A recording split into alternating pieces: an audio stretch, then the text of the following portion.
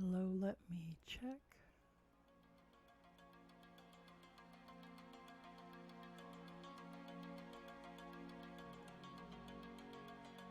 Alrighty, we're live on Twitch too. Sometimes I just feel like I have to make sure that Twitch and Streamlabs are talking to each other.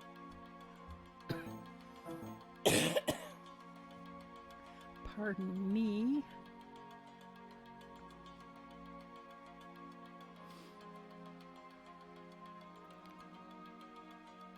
Ooh, we're down to 69 degrees. Why does it still feel like an oven in here?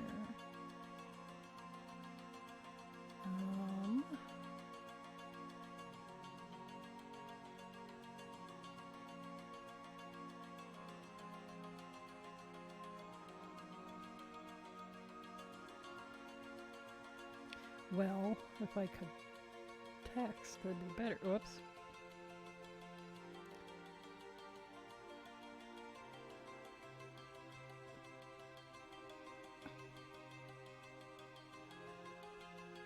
Okay. So, actually live now. Well, where the heck is everybody? You know, they'll be here.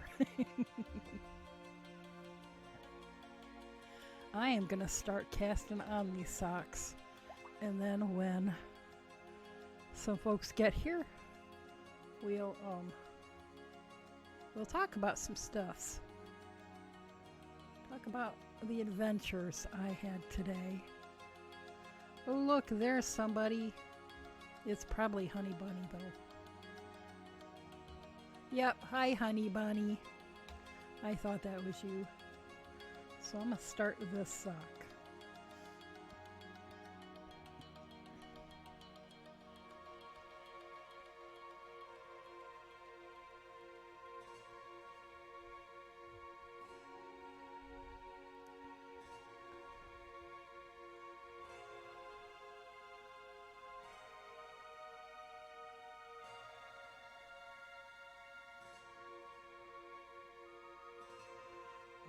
Five,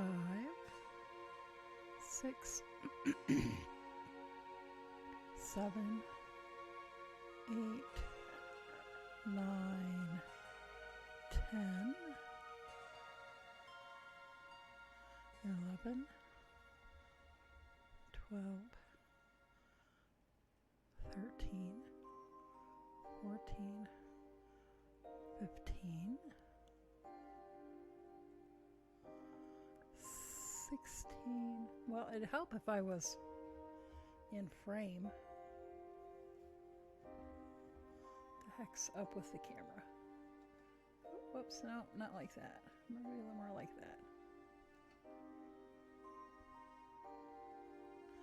Okay, where was I? 15?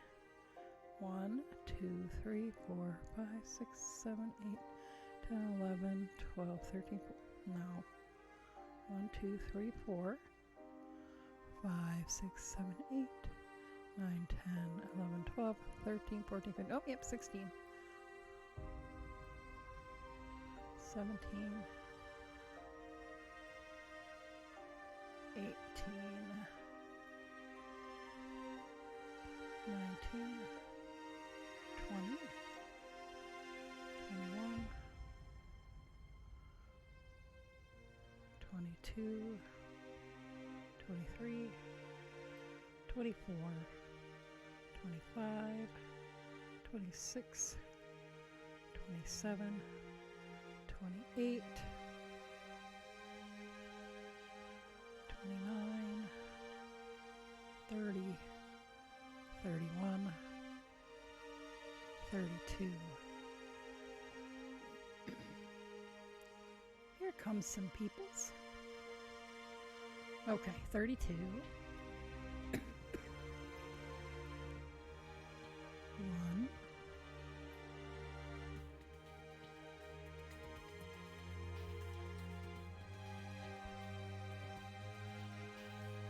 2. 3. 4. 5. 6. 7, 8, 9,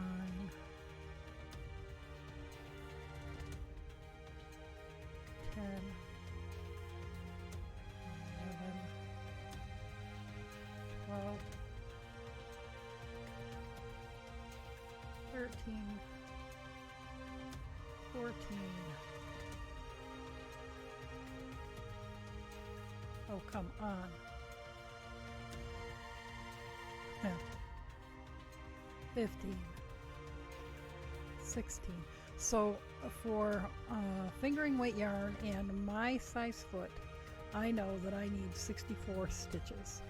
So since I'm using a set of 4 double points, I put 32 stitches on one needle and then 16 on each of 2 other needles. And then the 4th needle is the working needle.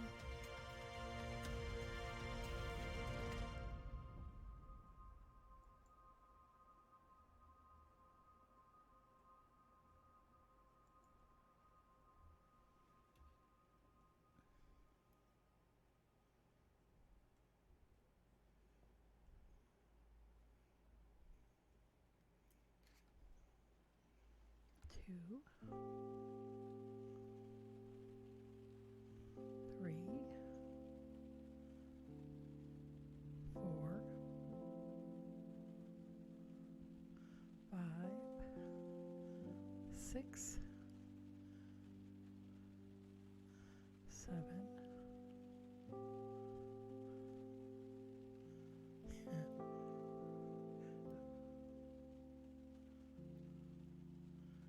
8. I'm feeling all awkward with my needles tonight.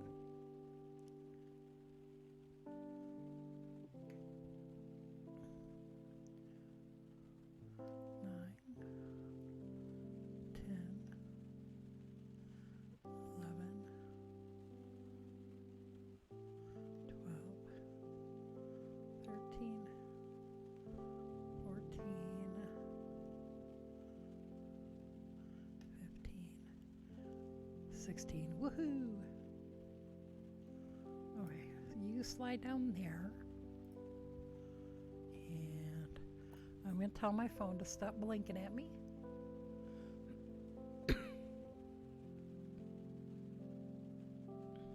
There. And it had better not continue to make that noise or I'm going to unplug it. Okay, so as is my usual, I'm going to knit a cuff in what did I say? Oh, I'm going to knit a cuff and knit 2 purl 2 ribbing. Boy, this yarn really looks different than it did in the daylight.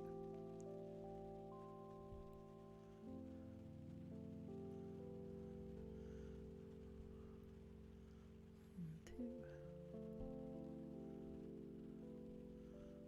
3, 4, 5, 6, purl, 2, knit, 2, and I think these socks are going to take a lot longer than the last pair because this yarn is significantly thinner, I think. We'll see how it knits up, but I'm guessing that it's gonna take longer.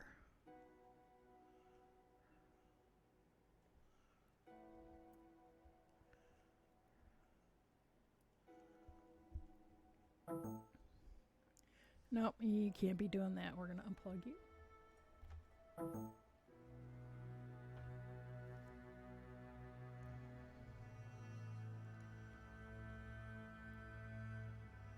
Is that purl 2? Yes, that was purl 2. Knit 2. Once I get the first round done, I won't have to keep counting them.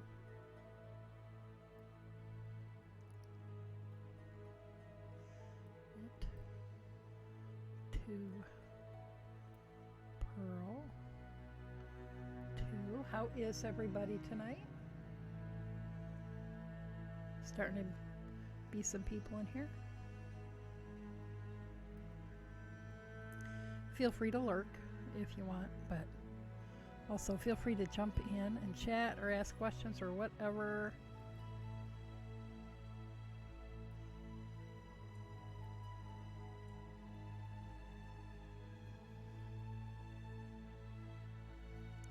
And I think I need to fiddle with the microphone.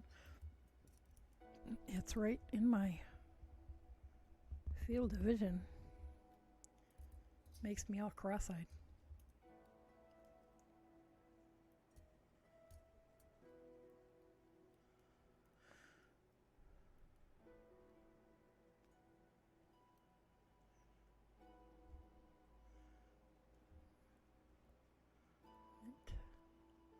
Two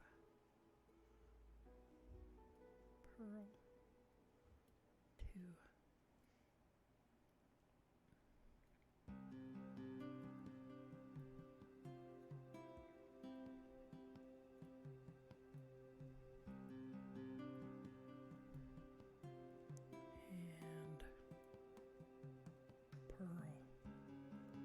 2.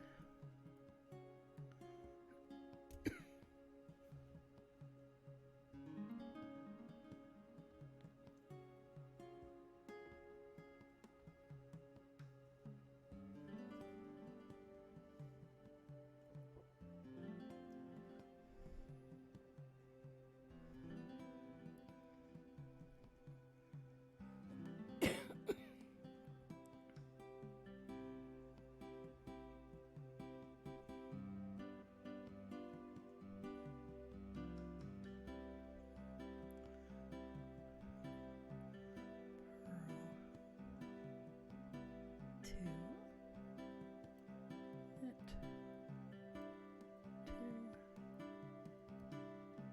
pearl, 2. Knit, 2 pearl, 2. All right, first round.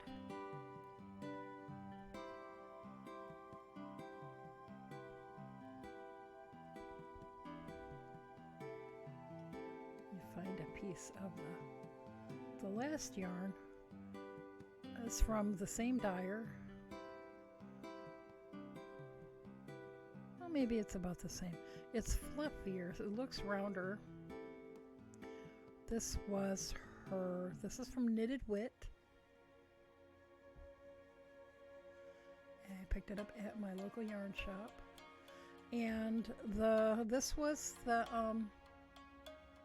Chai Latte was this colorway that I had picked up quite a while ago, and it was one of only 2 colorways she had at that time, and I just snagged it because I thought it was beautiful, and I have since lost the tag, but today I wanted to see what else she had by this same indie dyer, and she had quite a few colorways, and it was very hard.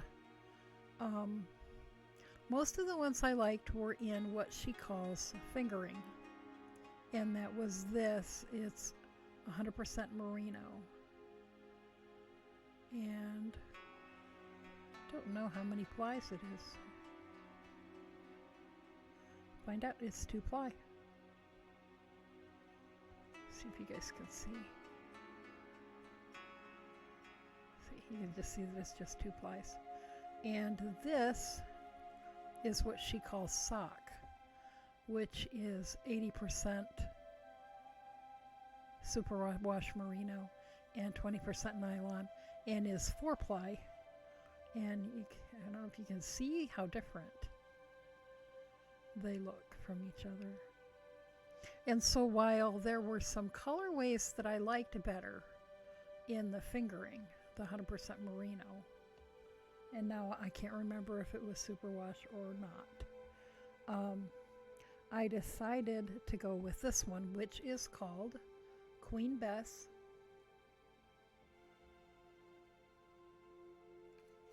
which I presume relates to Queen Lizzie. Although I don't know if it relates to the current Queen Lizzie or the much earlier Queen Lizzie. Anyway, but the colors looked really, really different in the skein. Well, I said the same thing about the last skein. I fell absolutely in love with it in this skein. And then once I wound it in a ball, I was kind of like, I don't know. But I like the socks a lot. And the last one was speckled, whereas this one is hand-painted, variegated. And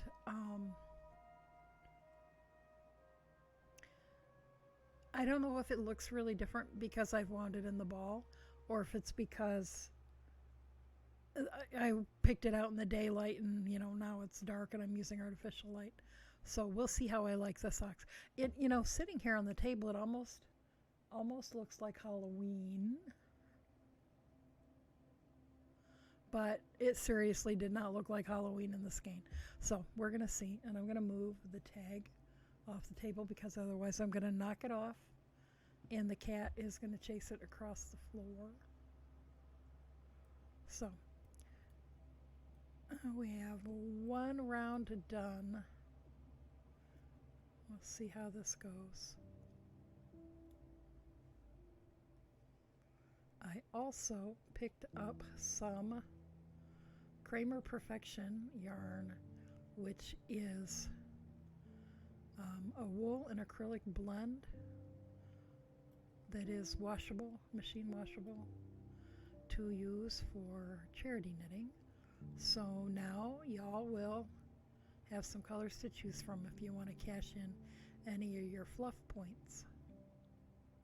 And I'll spread those out on the table once there are some more people here. I don't want to have to do it 100 times. 50 times, okay. 100 times, that's a lot. And I'm really tired because I slept an hour. And I thought maybe I would take a nap this afternoon, but it just didn't happen. So we'll see if I can make it till 3 a.m. And then hopefully I'll get a good night or morning's sleep for a change. I did have one night recently that I slept all the way through, I think. When I woke up that morning or evening or afternoon or whatever it was, I felt like I did not remember having woken up, multiple times. But for most of these last 8 weeks, I am not sleeping through the night. Sleep an hour here and I toss and turn for hours, and then sleep an hour and then wake up for a couple hours, and then sleep an hour and wake up for a couple hours. Whoops. Knit 2, purl 2, knit 2, purl 2. So how are all of y'all? How was your day? It was hot and humid here. And I walked to the yarn shop today, which is the farthest I've been from home in the last 2 months. And I found out just exactly how out of shape I've gotten. Okay, what the heck? Knit 2, purl 2, knit 2, purl 2, knit 2, purl 2, knit 2. Oh, I think I picked up an extra stitch between the needles. Yep, that appears to be what I did. Make sure these are okay. Knit 2, purl 2, knit 2, purl 2. Yep, okay. With double pointed needles, every once in a while I'll manage to do a yarn over as I switch from one needle to the next, and then I have an extra stitch.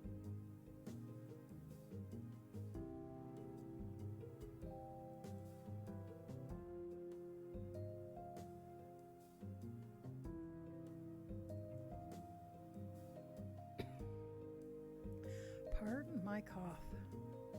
I just ate a sandwich, and ever since well, we won't go into great graphic detail, but seem to have a bit more of a cough. Although I think it's starting to settle down.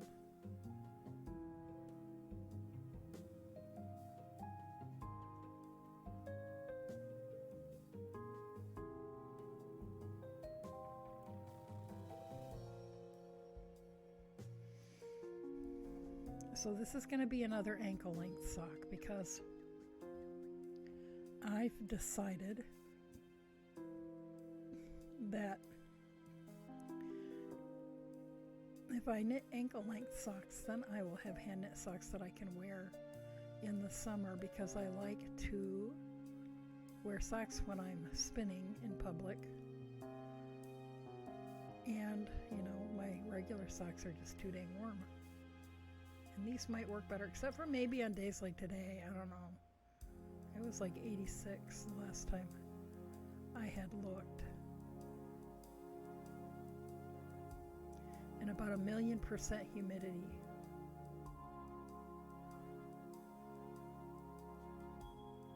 It's come down. I think it was 69 a few minutes ago, according to my phone.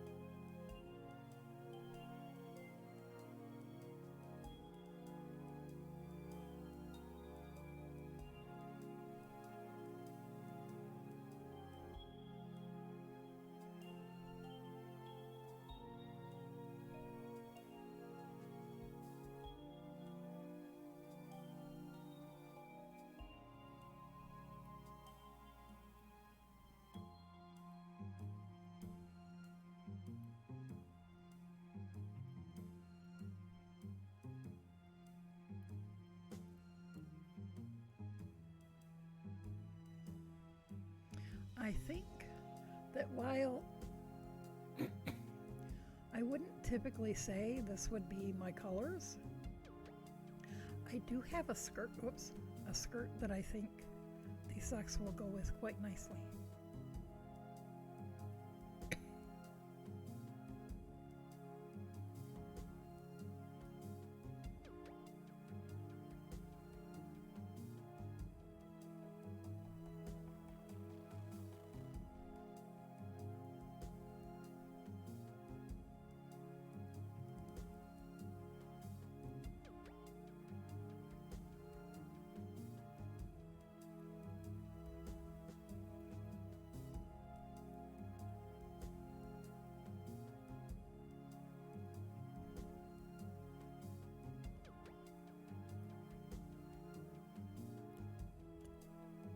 I also realized today that I need to make myself some more masks because when I made my masks, it was still chilly. And my masks are lined with flannel, and that was absolutely not working today. It was way too warm for flannel on my face. So I need to make some that are not flannel. I'll be glad to have them come next fall and winter, though.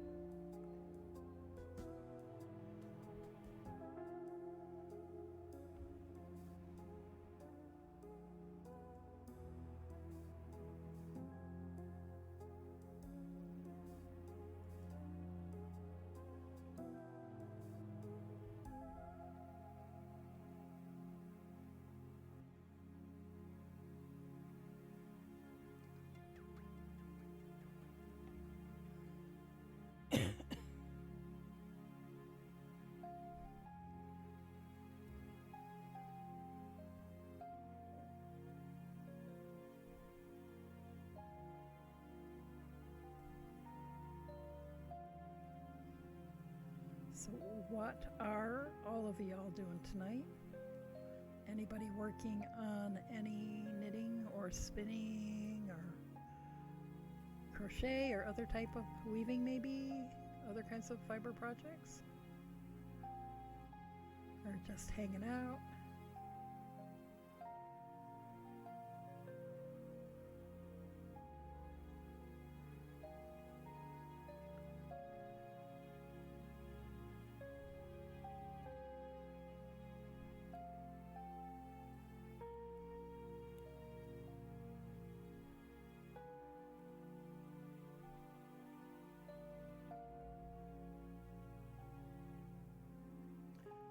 Woohoo! Got pictures?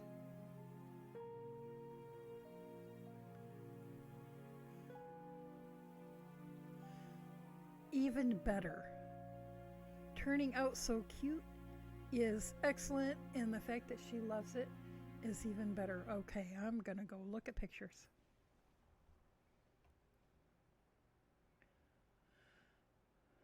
And not hit the end stream button while I'm at it.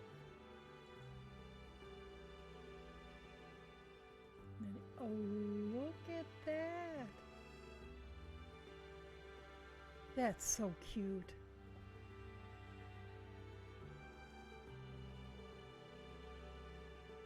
Does she like it well enough that you should make her 5 or 6 more?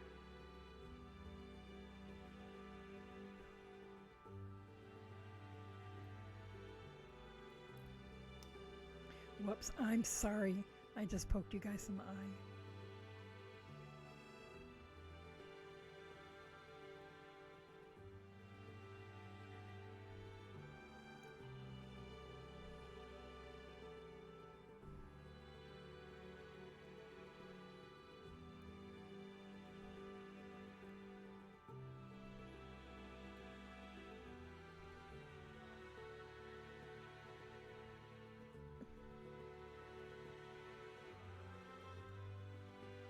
Not that exact sweater, but yes, you'll be making her more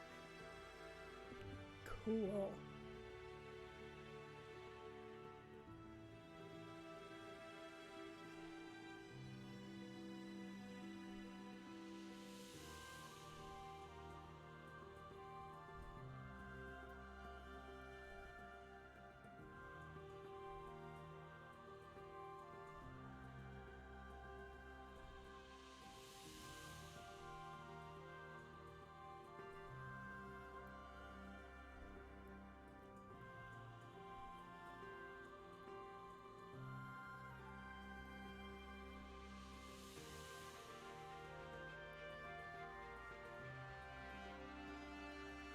I think once it gets to be about midnight here, I will pull out the new yarn that y'all can choose from for redemptions for the kid donation kid mittens and donation adult hats. Because usually by about midnight people are starting to come in more.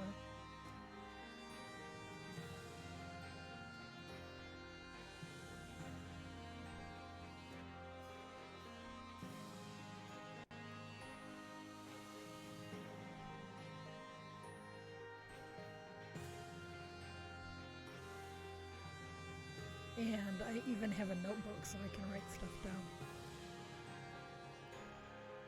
Miracle of miracles. Actually, I had a fairly productive day today. Maybe I should just go ahead and not sleep more often.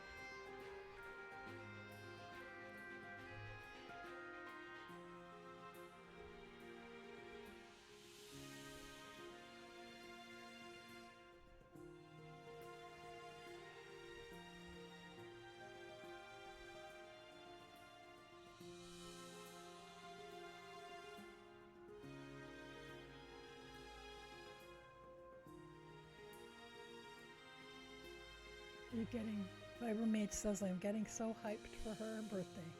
She got a letter from one of her aunts. She loved it so much she cried. Oh. Now how old is she turning?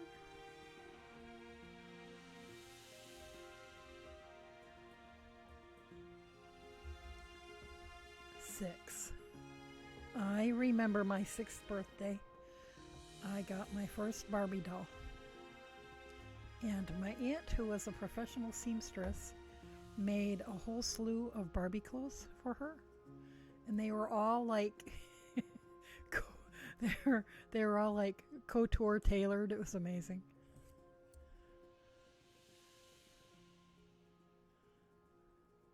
You know, of course, as a 6-year-old, I wanted all of the Barbie clothes from the store. But as I got older, I really grew to appreciate what I had.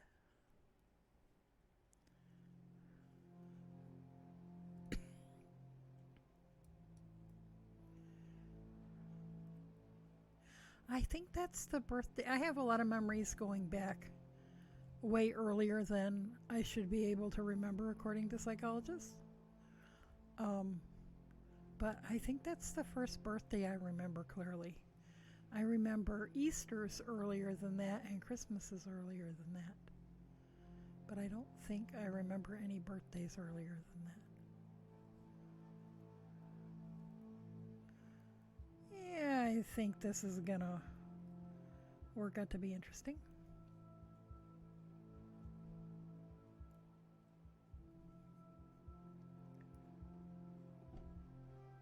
I am still drooling over that 11s though.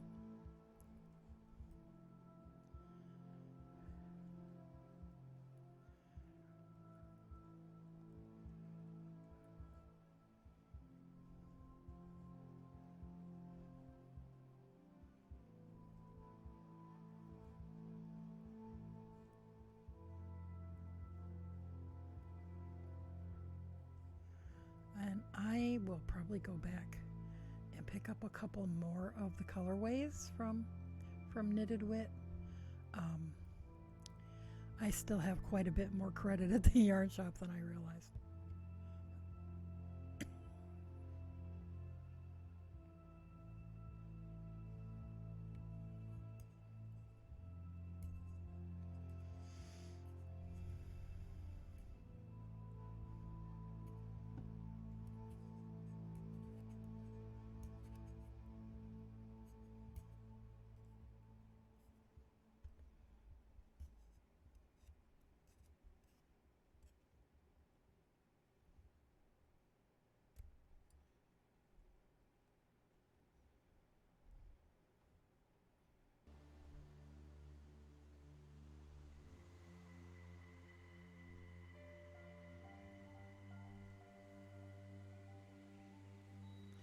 And like I said, this is not, it appears on camera tonight to be a very autumn Halloween-ish sort of colorway, but it's really not. What appears to be black is really a very dark navy.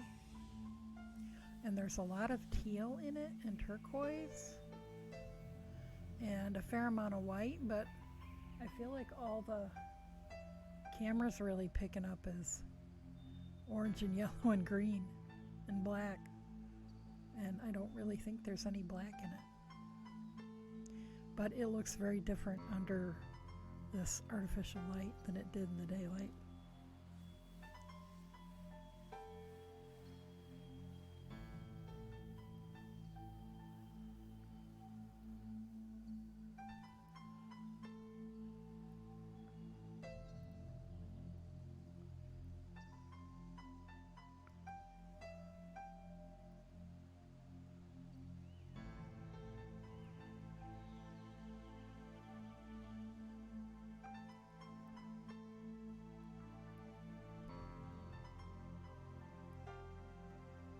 And your mom is getting a super cute music box.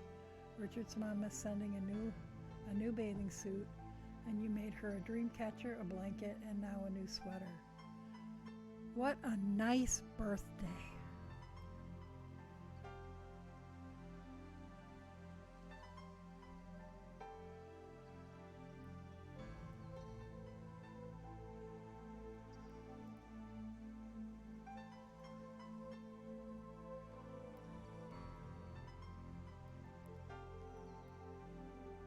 You're just so excited for her. Me too.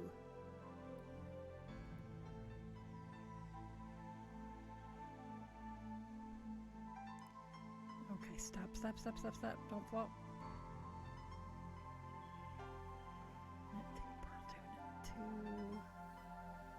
Yeah, there's the pearl too.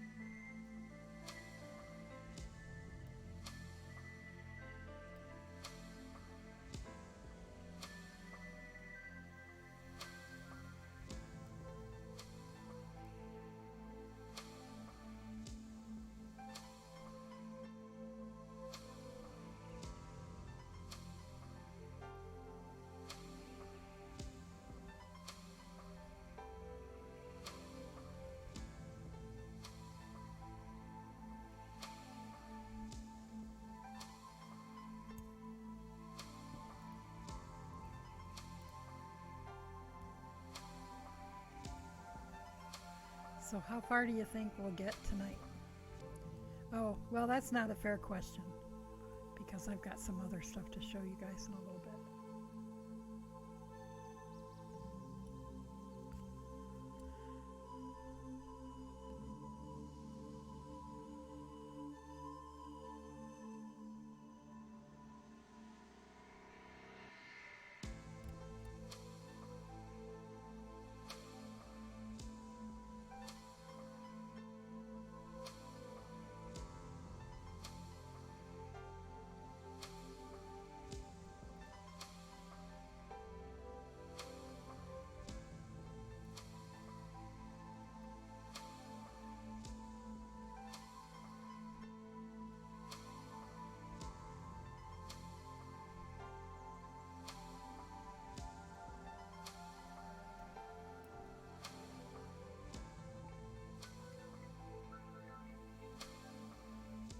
So again, this is going to be another ankle sock, so I will probably do what I do on the last one's about 2 inches of ribbing and then launch right into the heel flap.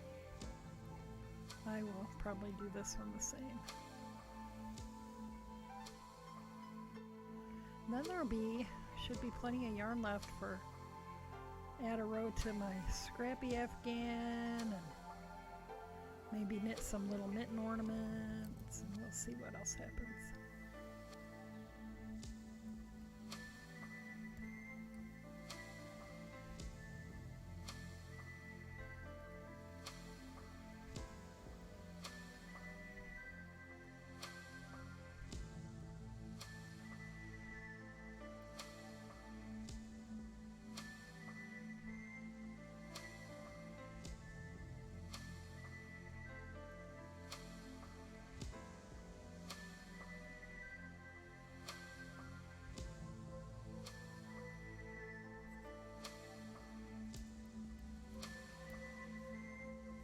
Did anybody see Ashley today? I watched for her stream and never saw her, but sometimes I don't know if that means somebody didn't stream or if it means that Twitch just neglected to add them to my list.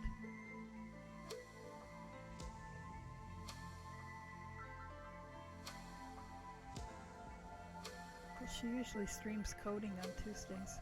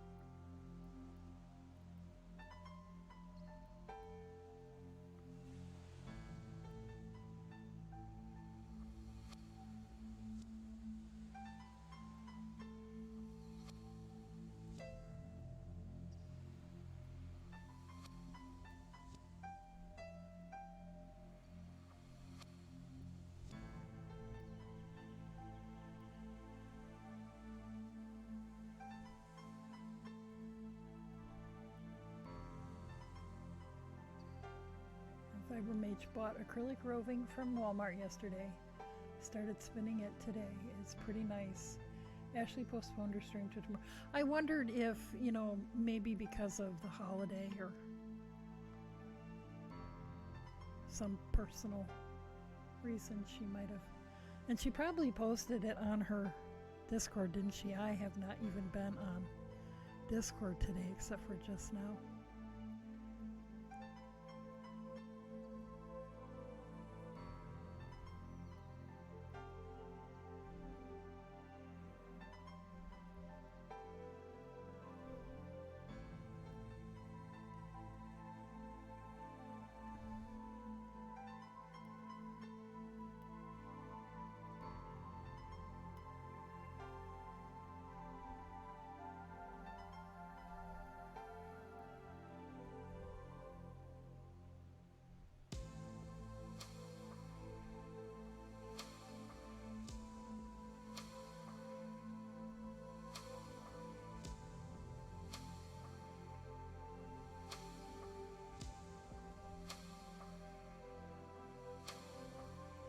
So what color roving did you get?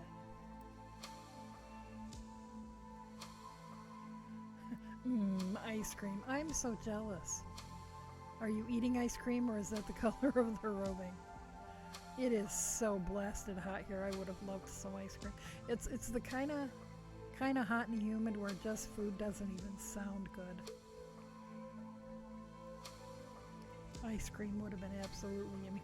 Or sorbet. I love sorbet. You're a bit of an ice creamaholic.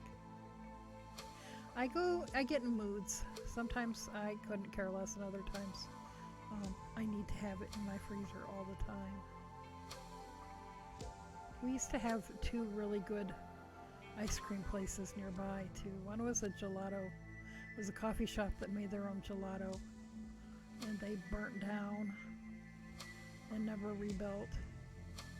And then there was a place that was, they were like a whippy dip place, but they had soft serve and they had dipped ice cream. And in their dipped ice cream, they had just amazing flavors. And they closed. I don't know. It was a chain, and there are a bunch of them, you know, around the Pittsburgh area. I think there still are anyway. But the one that was right here, like a mile from my house, closed. How dare they?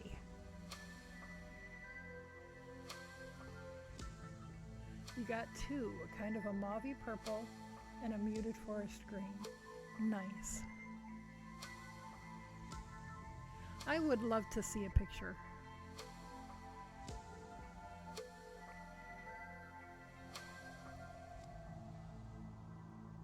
Okie dokie, we'll see you when you get back.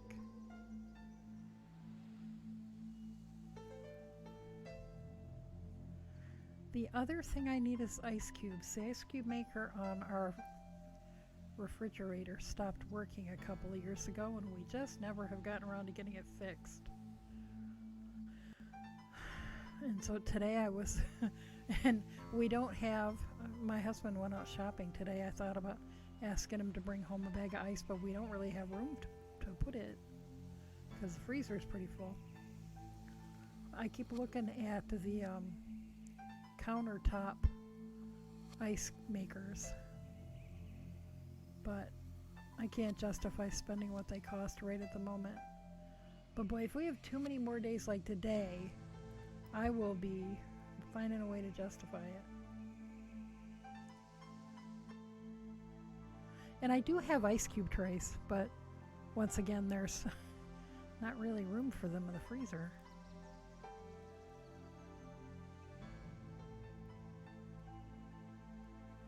Oh, and I'm sorry if you hear a lot of low hum in the background. Every fan in this place is on right now.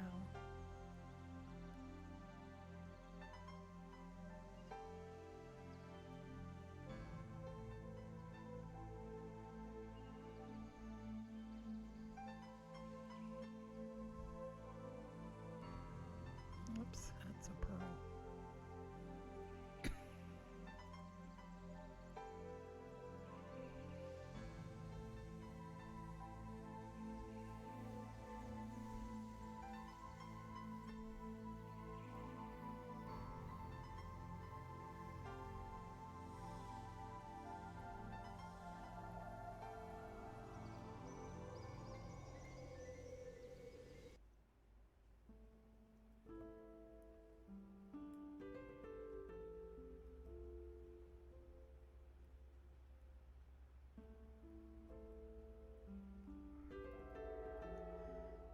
Here comes a train. All the windows are open, so you might hear it.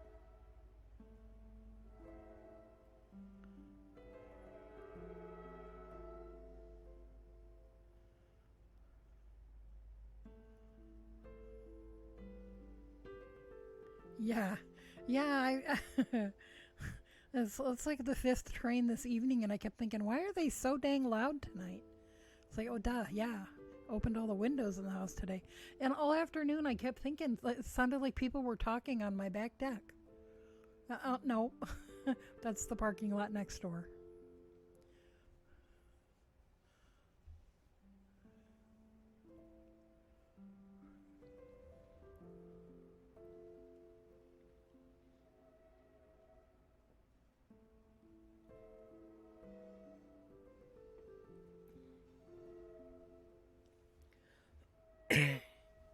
Alrighty, I'll look. We're about a block from that train track. We're in the middle of the block, and then the train track runs through like a dugout in the middle of the next block. So you don't ever have to wait for the train. It goes, there's a, little, the road goes over it. There's like a little bridge. And there's a historic house right next to it. And at one point, that historic house was a bed and breakfast. And I always wonder how many people wanted their money back after the first night. Because sometimes our windows rattle. I would imagine that whole house rattles. Okay, we're going to look at the picture. And you know what? She's so cute. She looks so proud. I had not scrolled down to the second picture, but I did now. Oh, nice.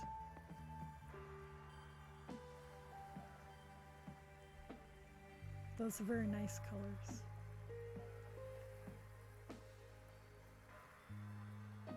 And it's so hard to to photograph fiber colors accurately. I get so frustrated.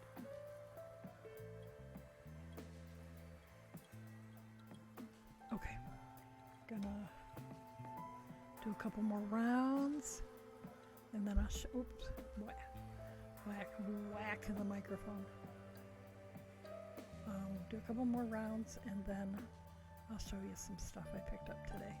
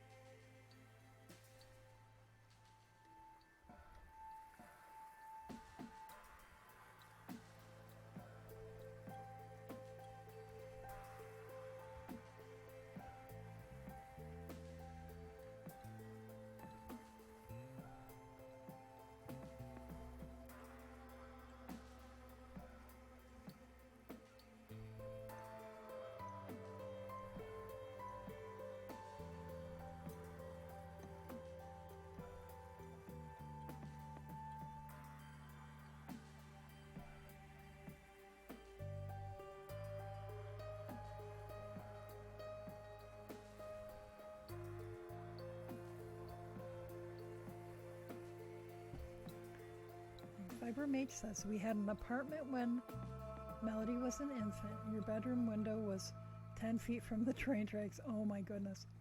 And for whatever reason, the trains were required to honk before they crossed the road. So choo choo at like 3 a.m. Yeah, they have to blow their whistle or do their toot toot or whatever. A certain distance before they cross the street. Just in case you didn't see the light coming. So yeah, if the train tracks come through town or past your street, you get to hear that all hours of the day and night. We are also like a block. See, just the next building after the railroad tracks is the fire department. So we get to hear that all hours of the day and night too. And not all of the drivers pull out of the lot with a siren screaming past all the houses where people are sleeping. Some of them wait till they get up out of our little town, just slightly up the hill from me, and get on to the main road. And then they let her rip. So I'm guessing that this tearing out of the parking lot screaming is not required. It's just somebody trying to prove something. It's like, what you trying to compensate there for, bud? 10 feet. So I bet you did she learn to sleep through it? She could probably sleep through like a tornado now. I spent much of my young childhood in Norfolk, Virginia, very near the Naval Air Station, and you know, we had fighter jets flying. Imagine the Blue Angels flying over your house 24/7 every day of the year. For much of my life, I could sleep through anything. Now I just can't sleep. But people would like, wow, did you hear that storm last night? And I'd be like, what storm?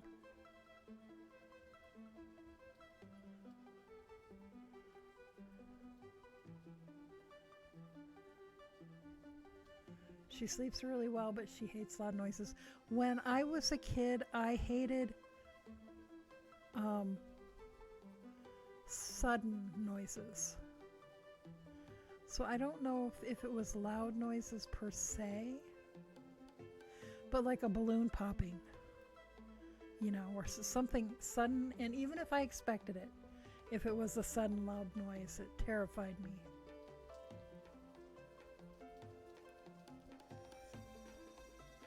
But yeah, I could sleep through the Blue Angels.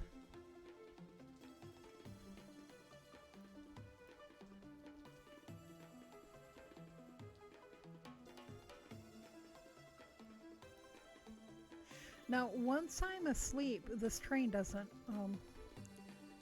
wake me up, but the fire engines often do.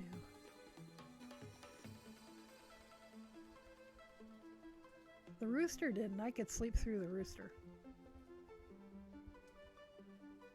Oh, okay. I was going to stop now and show you guys the damage I did at the local yarn shop today. So I decided, well, I went to bed, tossed and turned, as I've been doing for a couple of hours. And then I slept for an hour. I slept really hard and had dreams. And then I woke up, and then I tossed and turned for 2 more hours and decided, you know what, I'm going to just get up and take a shower and pretend it's a new day. So I wandered down to the yarn shop because she's open 10 to 4 several days a week right now. You know, with the gotta wear a mask and only 5 people at a time in the shop. And she's got marks on the floor, you know, you don't have to stand on the marks, but it's to just sort of give you a visual of how far away 6 feet is and that sort of thing. And so when I got on the way down, I ran into my acupuncturist on the sidewalk. So I had a nice little chat with her from, 6 feet away. And that was lovely. I think I'm going to make an appointment. She's not doing community acupuncture yet. But I think I'm going to make an appointment and go have a private session because, it's been 2 months and I really, really need it. And then I got to the yarn shop and there wasn't anybody else in there, so that was nice. I got to pick up my stuff and then hang out and chat with my friend who's the owner for a while. And then just as I was getting ready to leave, somebody else came in, so that worked out just fine. But what I did, I wanted to get some Kramer Perfection for charity knitting. So, and I wanted some kid colors because there's kid mittens. And I wanted some maybe not quite as kid colors because there's adult hats. But so I got these. And this is Kramer Perfection is 30% domestic merino and 70% acrylic. It is soft. It does not feel like, I mean, it feels more, I don't know what the percentages are like for wool ease, but this feels more like a nice soft wool to my fingers. But it's machine washable, and that's what I want for machine washable and not as expensive as superwash. So, and there's like a forest green. Okay, Mr. Sock, you can move over here. I think I got 6 to start with, and we'll see how it goes. So we have, what are you? Do you have a name? Okay, that one's Pucker Up. This one I think is Puddle. This is Puddle.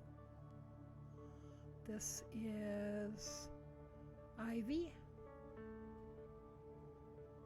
This is, I think this one's Valentine. Valentine. This is Sky. And one more. And this is, I wanted something kind of neutral. And this is Marble. So these, and I should be able to get an adult hat out of one of these. For kid mittens, I should be able to get several, but depending on what. Because when you choose a color for kid mittens, you can choose a size too. And I have kid mittens in small, medium, and large. All things being relative. Okay, let's see what I missed. Fiber Mage says, funny story. My parents grew up in Alaska where they get 80-mile-per-hour winds and not blink an eye. When we first moved to North Carolina, Hurricane Fran came through. We slept through the whole thing. Had 3 trees come down in your neighborhood, one of which went through the middle of your neighbor's house. And you guys slept through it. That's kind of hilarious. Well, you know, my family is from Michigan, and Michigan, kind of the middle of the state, and tornadoes aren't common, but they happen. But I mostly grew up in Norfolk, Virginia, and you know, we're right on the Chesapeake Bay. You know, tropical depressions and tropical storms and hurricanes were just a thing. You know, it's like just about every year there was something. And I never really thought twice about them. You know, I said, you know, if it's going to be bad enough that you need to get out of town, you've got enough notice. And then we moved to back to Michigan, and my peers were very nonchalant about the tornadoes, and I was like, what the hell? Comes through in the middle of the night, you don't have any warning. And they were all like, oh, I would be so scared of hurricanes. I'm like, yeah, but you've got like days of notice.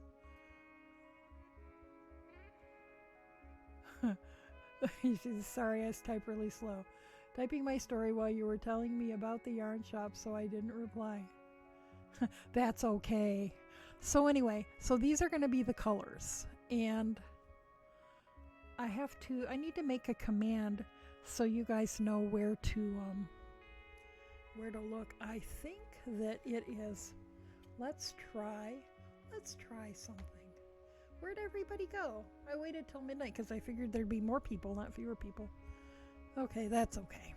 www.streamlabs.com/snoringcatfiberarts. That's still a dot.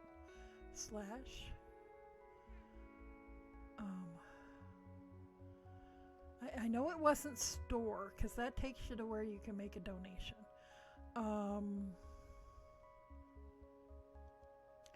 Was it loyalty? I'll try that. I'll click on that and see what happens.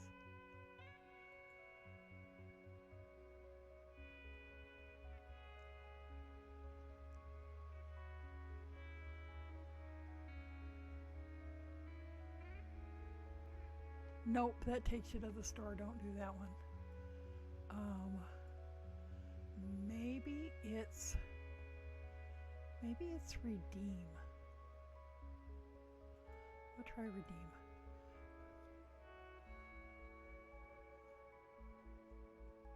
You'll be getting Fibermage will be getting off here pretty soon.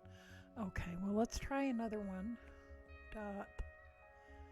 Streamlabs.com Snoring Cat Fiber Arts / redeem. Maybe this one might be it.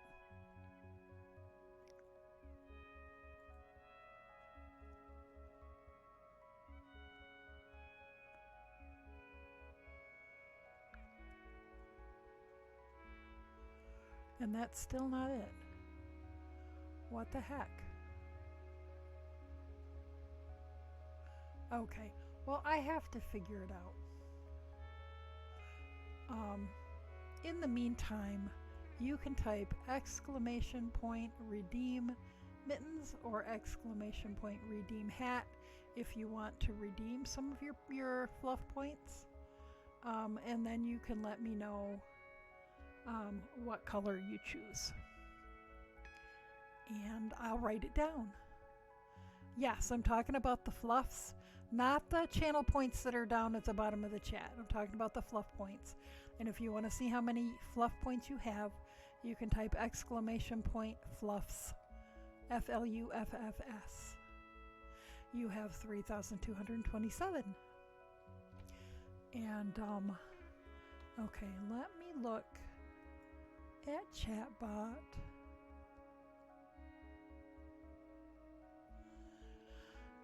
Loyalty.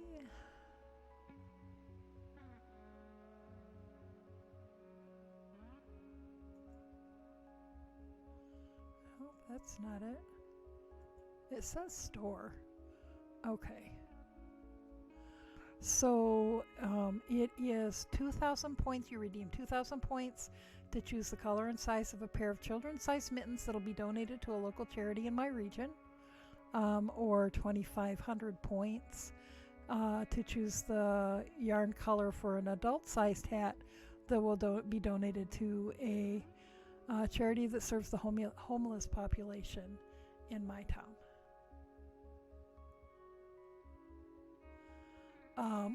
I don't know. Let's try. Because I looked it up. I found it somewhere. And but I can't remember.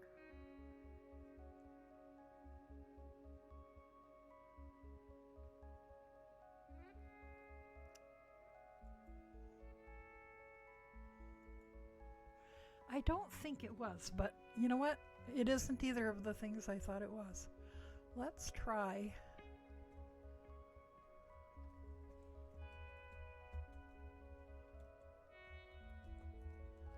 Labs.com.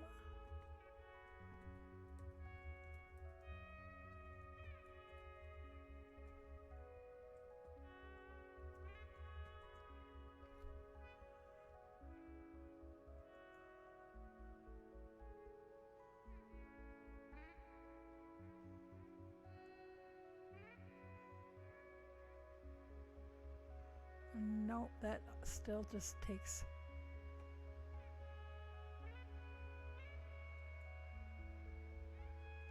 Retry.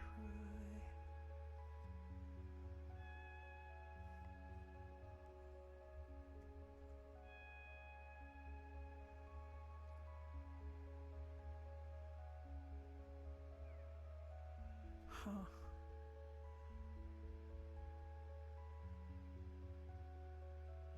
And see, I figured it out one night in chat, but I don't remember when it was. And I hate the thought of having to go back through all those old chats all those old videos to find it.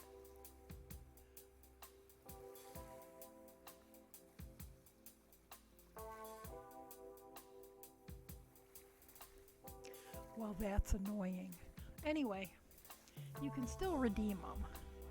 I just wanted you guys to be able to find the page where you can see what exactly it is that you're redeeming. But I'll figure it out. So anyway, these are the colors I have for now. And so we'll start with these. And then when we're getting low on these, I'll go pick up some other stuff too. Oh, you don't have to be sorry. I'll figure it out. I know that there were a couple of people who wanted to redeem points, and they were just waiting until I had some yarn for them to choose from. So now I do.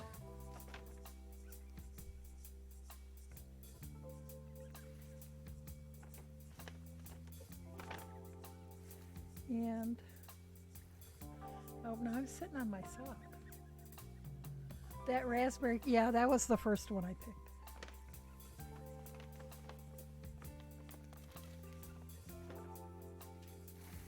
I could have that for me.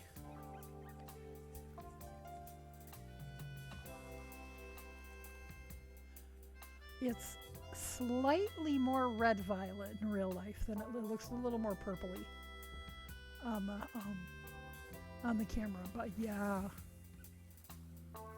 Yeah, I like that one. And the label on this one is different. And on the other ones. So. But she keeps the Perfection in stock pretty much. She likes Kramer yarns because they're made here in Pennsylvania. And she said she sells tons of the Perfection yarn. So she's always got some of it in stock. Not the full color range, just because there are so many, and you know, she's a small shop and only has so much room. But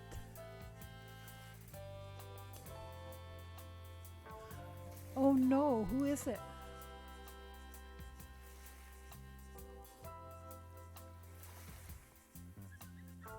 I felt that way about one of my guild mates who actually left the guild and is no longer dying. I don't even know what she's doing. She's kind of got a short attention span, worse than me. And she made the most luscious speckled yarns and pretty much only used the merino cashmere nylon stuff that's so yummy and so expensive.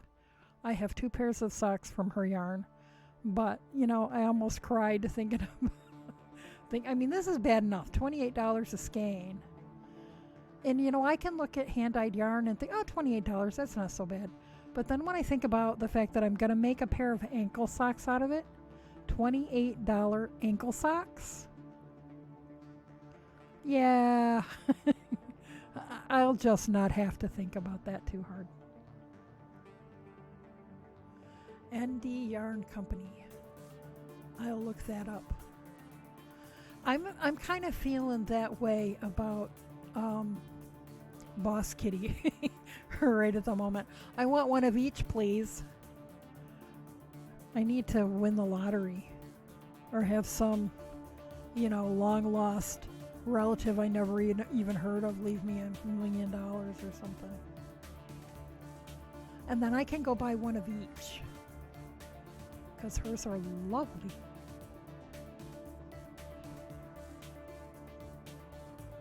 ND Yarn Company. You know what? I'm gonna Google that right now.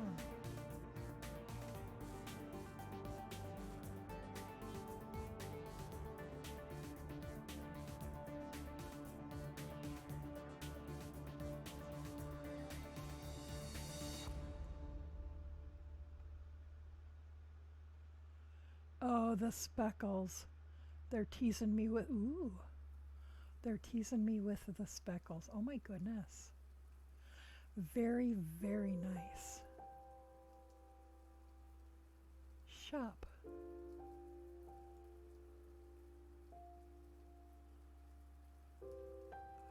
Ooh, oh, okay. Here's another case of I'll take one of each, please. Because, you know, I could have Allegro and I could have it First Blush. And Aurora Borealis is like, those are my colors. If I had to choose a set of colors that are my colors, that Aurora Borealis yarn is my colors. Botanical, yeah, okay. Thanks. Now I have another dyer who I can't afford. But see, I can dye my own, but I don't want to knit with my colors. I want to knit with everybody else's colors.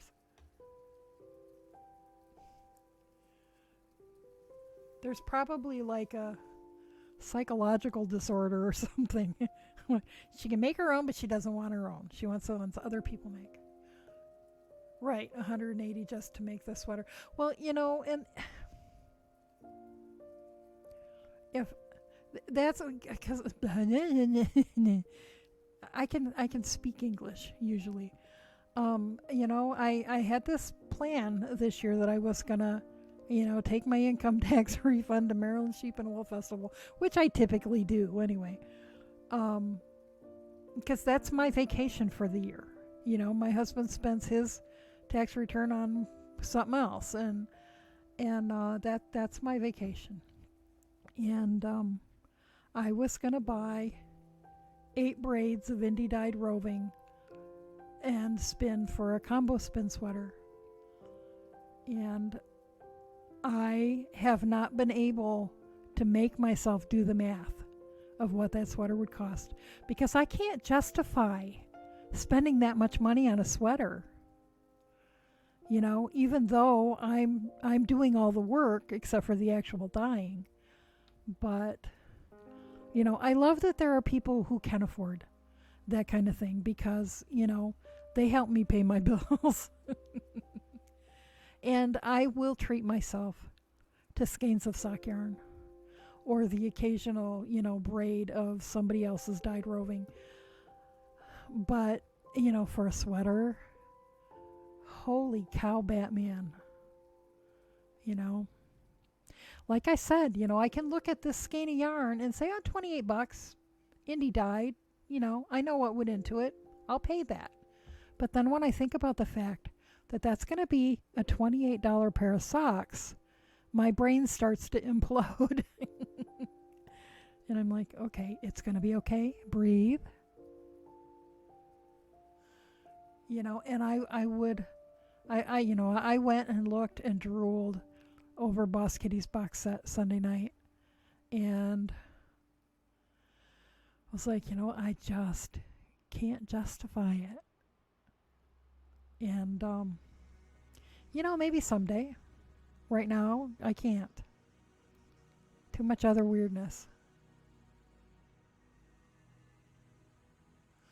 The ones that have got your heart are Double Dutch and Tantalizing Tourmaline.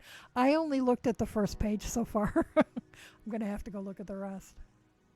Hi, Birding Mom. Look at what I got. I got some more knitted wit today. When I bought the chai mocha that I used for those other socks, she only had, I think, 2 colorways. My yarn shop only had like 2 colorways of knitted wit. And so when I went down there today with my trusty little mask on, and I asked, do you have it in, well, I picked out all my other stuff first. And then I said, do you have any more knitted wit? And she said, oh yeah, it's over in the, little bin over there.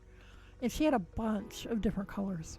She didn't have any of the national parks, though. I was kind of hoping she would. But, it was hard because I realized looking at them that my previous socks were the yarn base was what she calls fingering, and it's 100% merino. This is a yarn base called sock, and it's merino and nylon. So I wanted to pick something in the merino and nylon so I could compare and see which I like better. Of course, all the colorways I liked the best were on the other one. So I'll be going back probably. But this is Queen Bess, and it's going to be ankle socks.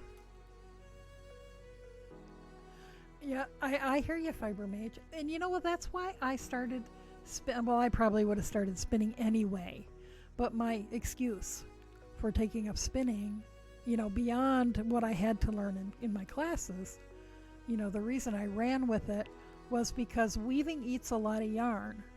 And I was a very, very broke college student. And it was less expensive for me to spin my own yarn than it was for me to buy it out of the yarn cupboard in class. So yeah, I mean, I love to support local businesses, indie businesses, especially indie businesses run by women, and if they're fiber related, all the better. But I have to think about it before I. But now this was getting this today was easy because I have a lot of credit at the yarn shop, because a lot of times when I teach classes, if I don't need that cash that day, I'll just have her put it on account, and then I go, oh, I ordered the driftwood interchangeables. She doesn't know how long they're going to take to come in because all she had in stock is bamboo. And she said she couldn't remember if they're shipping right now or if they're on hiatus. But she'll let me know when they come in.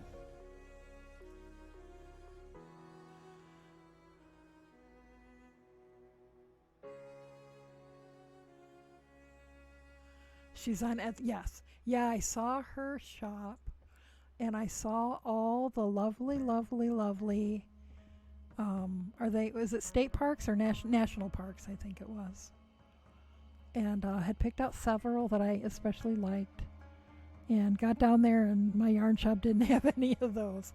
But she she probably had 8 or 10 different colorways. And that was plenty. It was hard.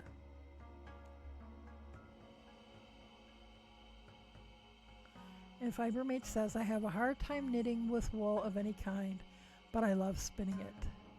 So if I spin it and then sell it, then I can get the yarns you want. Exactly.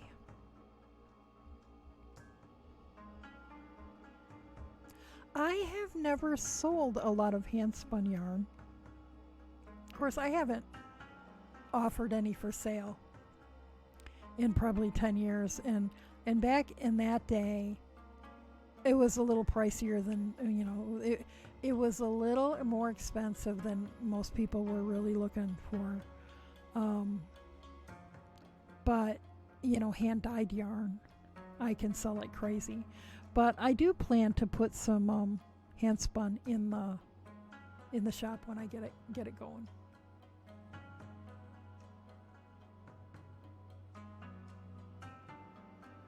So the other thing I got, let me show. I pull it all back out so Birding Mom can see. So for the redemptions, where you can spend your fluffs and choose the yarn color for a pair of kid mittens for charity or an adult hat for charity, I picked up some Kramer Perfection. How many did I get? 1, 2, 3, 4, 5, 6. I was going to get 5, but you know how that goes. I ended up with 7. So now I have some colors that you guys can choose from.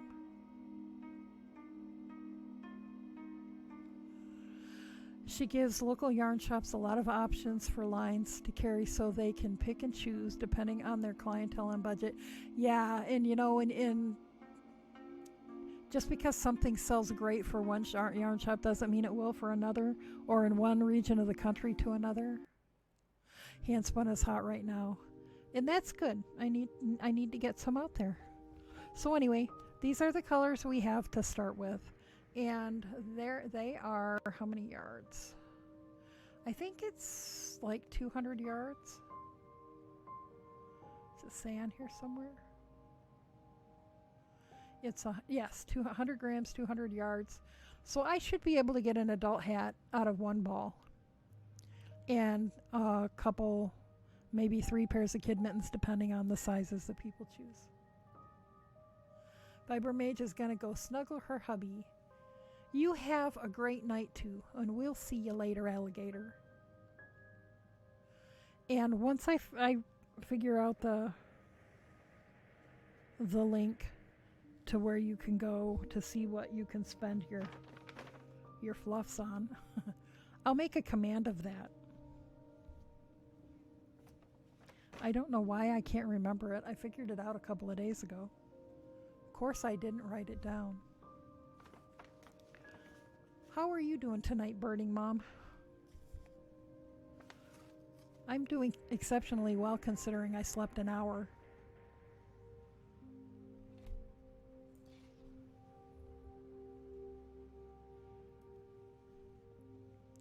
But I had a very productive day, considering I only slept an hour.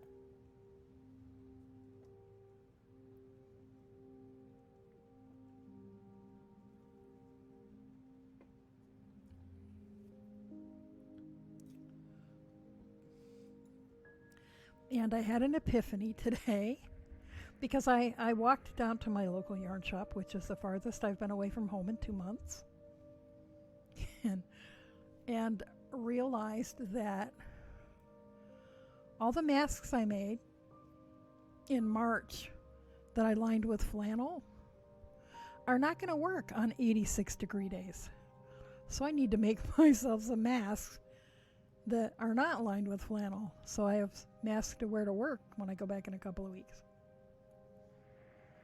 LOL, you're such a problem child. You're instantly wanting to do a hat striped from scraps after you'd knit with those. We can talk about that. I am all about the scrappy hats. And you know, for a number of years, well, I don't remember how long ago it was. I used to participate in the Fat Fiber Box. I don't know if you know what that is. But it's one of those things where there's someone who is the organizer, and then a bunch of people send in small samples of spinning fiber or yarn or whatever. And then all the boxes go up for auction. Or they did. Well, no, I think initially the original woman would put them on Etsy, and they would, you know, like 30 of them sell out in like 30 seconds. And all the participants received a box, and I would spin up all of the fluff samples into little balls of yarn, and I would, you know, bag them up according to colors that would work together. And when there was enough in a bag for a little slouchy hat, I would knit a little slouchy hat. And that, when I first started selling my stuff out of the gallery, so that would have been 10 years ago, that was the primary thing. That and my little princess mitts were what I had for sale there, well, besides soap. And I sold tons of those little things. And now I've still got 2 or 3 of them hanging around in my inventory that I've had for 2 or 3 years, and they aren't what people want anymore.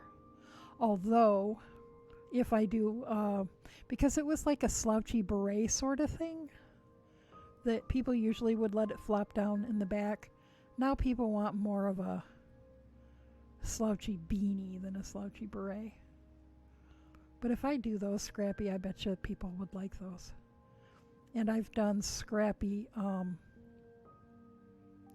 well, we used to call them stocking hats. I don't know what they call them now, but you know the one that hangs down the back like a Santa hat? I bet you if I did those scrappy, they'd like those too.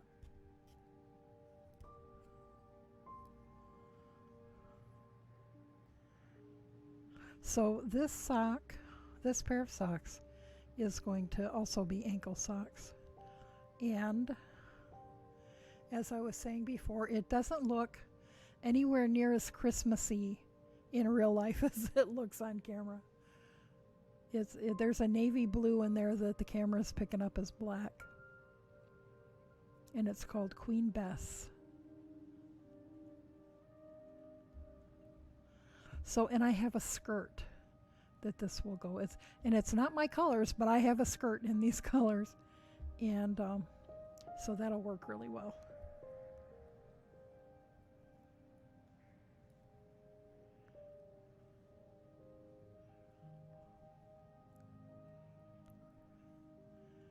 And I want to thank everybody,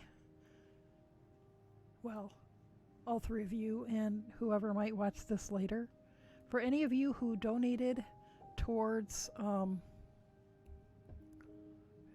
towards donation knitting yarn. Thank you very much for helping me pick that up. And I will, as we begin to work through that, I'll go down and pick out some more colors too.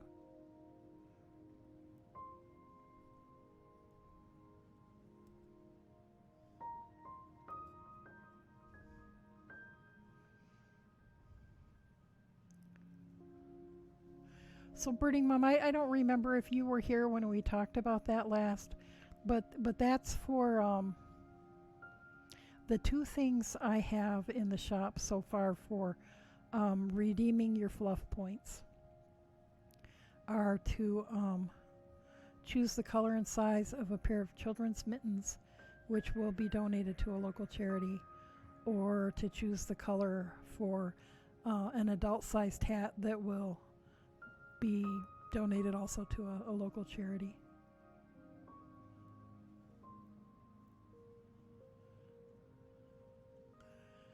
You're going to make a pair of scrappy socks for your festive box of socks. What is, pray tell, a festive box of socks?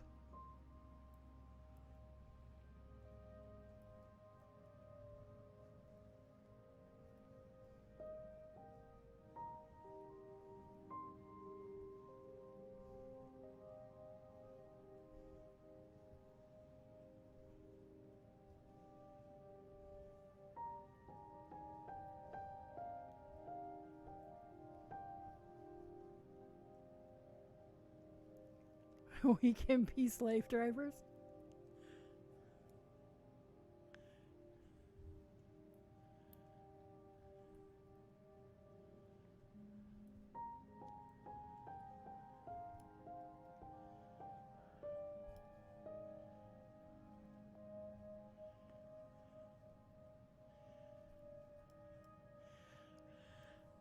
So I did end up being fairly productive today.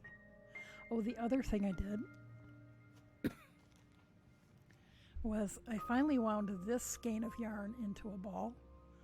I had intended to wind the warp for a scarf from it too, but you know, it's like sometimes I touch it and I think, yeah, that's soft enough for a scarf. And then other times I touch it and I think, no, it's not. But I had already made a scarf from this fleece, and it sold around the Christmas holidays. So at least one person didn't think it was not soft enough for a scarf. And I guess not everybody puts the scarf against their skin. You know, some people have it like under their coat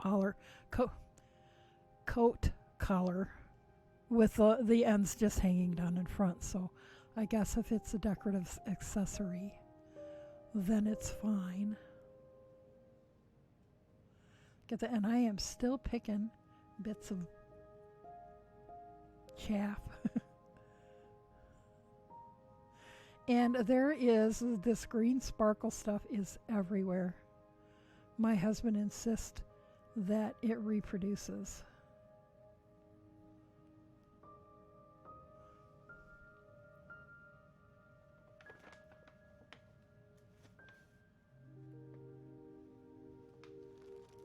I also, the other thing I picked up, see, since I teach for her, she gives me a discount, so I could afford to buy this from her and then turn around and dye it and resell it. This is Finn, and it's way softer than any. Now, see, I really only have experience with black Finn, and dark sheep tend to be more coarse than white sheep of the same breed. But this is soft. It's I would say it's somewhere between a Corriedale and a Merino. Way softer than any of the Corriedale I usually use, but not as soft as a Merino. So that's a very nice one. It's 8 ounces. I'm gonna break it in half and dye 2 braids from it. LOL, a festive box of socks was started inadvertently by Amy Florence of Stranded Dye Works, who has a YouTube podcast.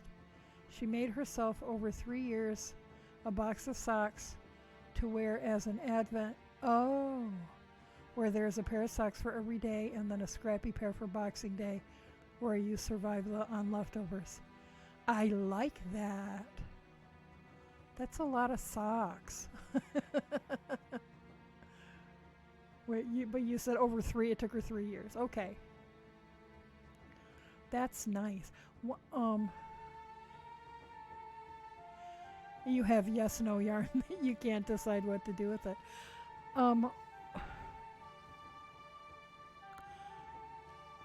Who was, speaking of podcast, I think it was Yarn Hoarder. She's one of the few yarn podcasts that I watched consistently for any length of time. All the ones I like disappear. I used to also like Andre Knits, and she disappeared. I think it was Yarn Hoarder that did a pair of Christmas socks in some sort of a Christmassy themed colorway for every member of her family every year. And I have not ever knit a pair of Christmas socks, so I might have to get on top of that. Yeah, lots of us liked it and nagged her until she started a knit along for it every year. That's cool. Speaking of, not really a knit along, but I watched the video for the Stash Dash, and I have to be honest with myself that I really, really suck at the taking and posting pictures part. But I think what I'm going to do is just keep track of my mileage or my kilometers, and then try to force myself to take pictures, and then, post it all at the end. You are obsessed. So, how many festive pairs of socks do you have? And do you wear them at other times of year or just during Advent? And is each pair of socks assigned to a certain day? Or do you just grab a pair of socks out of the box on any given day, except, of course, the scrappy socks because they're for Boxing Day?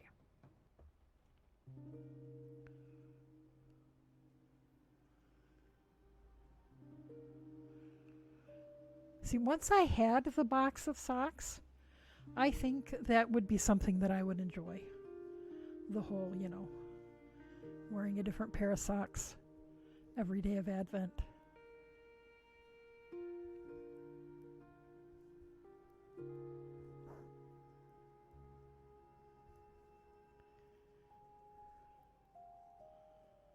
Wait, how many days are in Advent's? Like the whole month of December up until Christmas, right?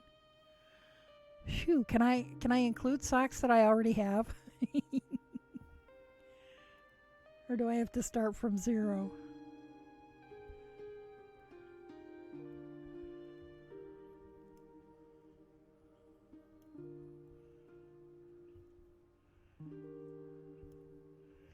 Oh geez, can tell that we've had all the doors and windows open today.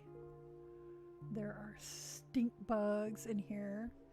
And I just saw the cats chasing 3 little mice. 3 little moths. And I think this is supposed to be a 20-year cicada year. So that's something to look forward to.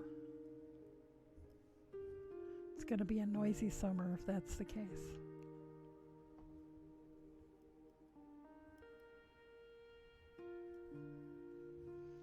So maybe that's the next thing.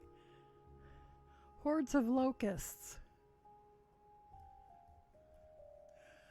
So you started last year and have 6 completed pairs plus 2 on the needles and a smallish box of Christmas sock yarn. Small. Small like a Honda. You always can make me laugh. I love your sense of humor. Yeah.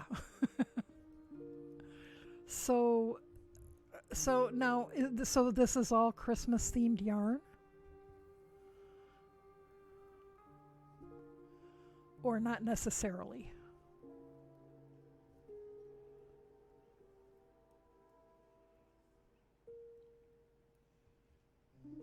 And one of the problems I have when I get into these sock knitting things is I'll see roving. And I think, well, okay, I'll spin that up and that'll be one of the pairs. I can't do that. That's what caused me to not meet my goal of a pair a month the year I did the Free the House Elves. I did 10. And the problem was that I spun the yarn for 4 out of those 10 pairs.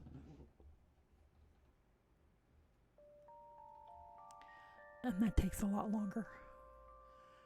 Yep, mostly Christmas themed. Okay, I'm going to have to think about that.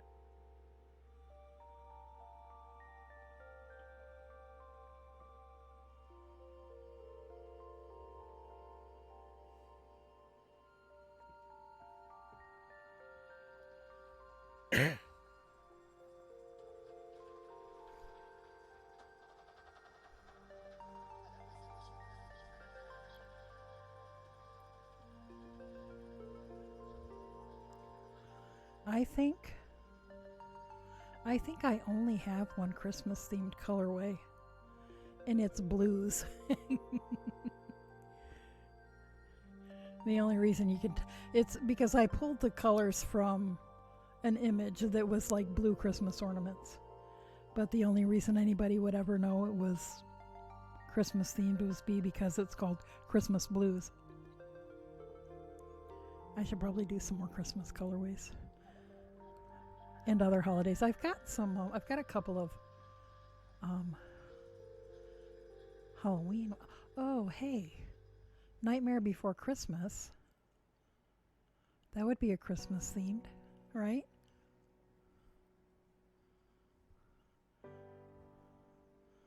So I need to get some sock yarn. I'm thinking about one of the places where everybody gets their sock bases has a Peruvian Highland sock yarn base that is relatively inexpensive. I was thinking about getting a package of that. See what we all think. What would you think about Peruvian Highland? From what I can gather, it's the sheep are a cross between Merino and Corriedale. So it would be softer than Corriedale, but wear better than Merino.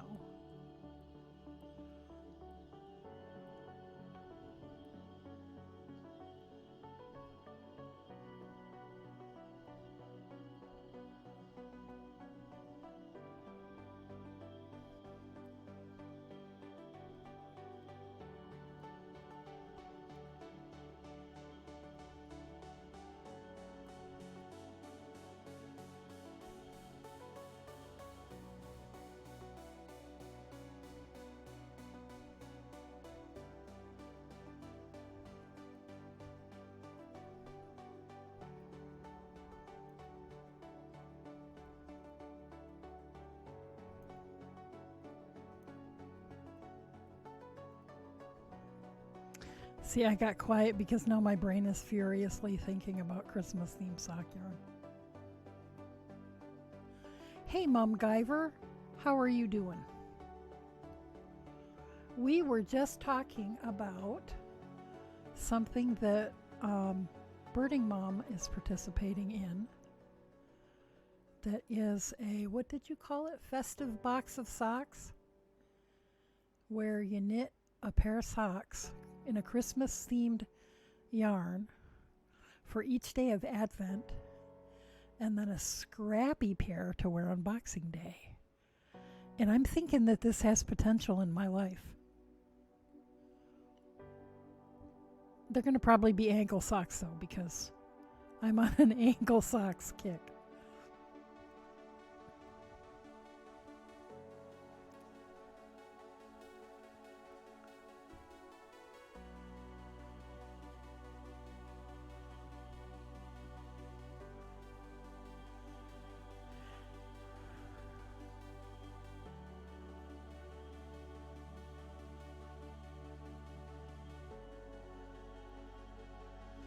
What are you up to tonight, Mom?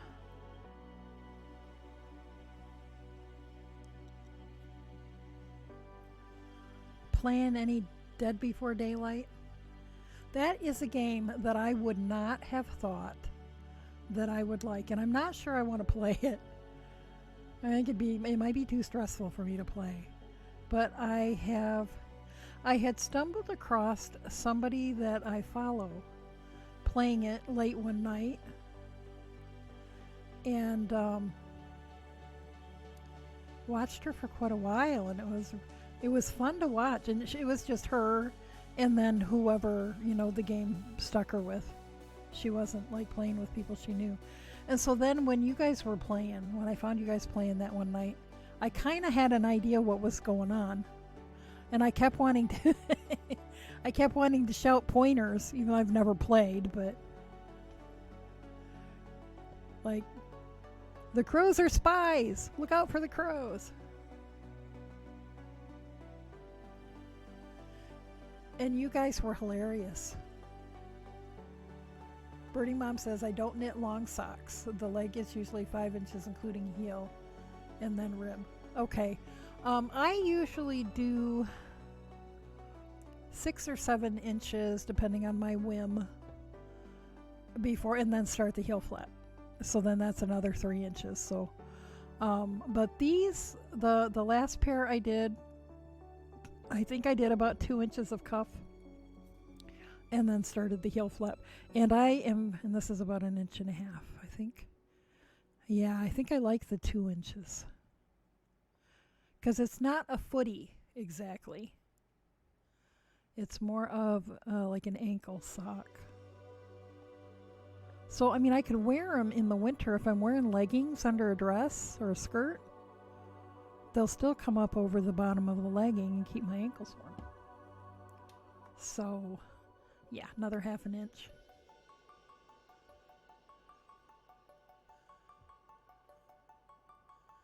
So yes, I'm doing about 2 inches of knit 2 purl 2 ribbing, and then I'm doing the heel flap and gusset, because that's my standard socks that I don't have to think about too much. I also like the fish lips kiss heel, but I have to think about that. So it's harder to do that while I'm hanging out with y'all. These are 1.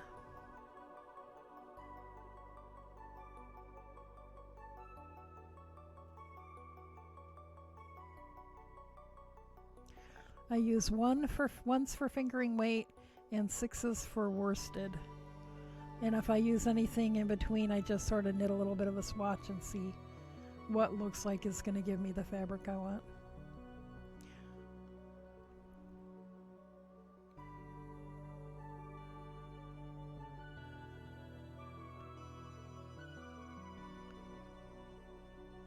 Mom, did I tell you that after you guys were talking about thinking that there should be, because they give you all the different choices of which killer to play if you play the killer, that there should be a Steve Urkel, and then you guys were doing all your Steve Urkel impressions? The next day, I started getting Steve Urkel ads on my computer on Google, Facebook, and what's that other thing? YouTube. You do mostly. I knit pretty tight. I'm going to say that's my excuse. Triple O's for socks.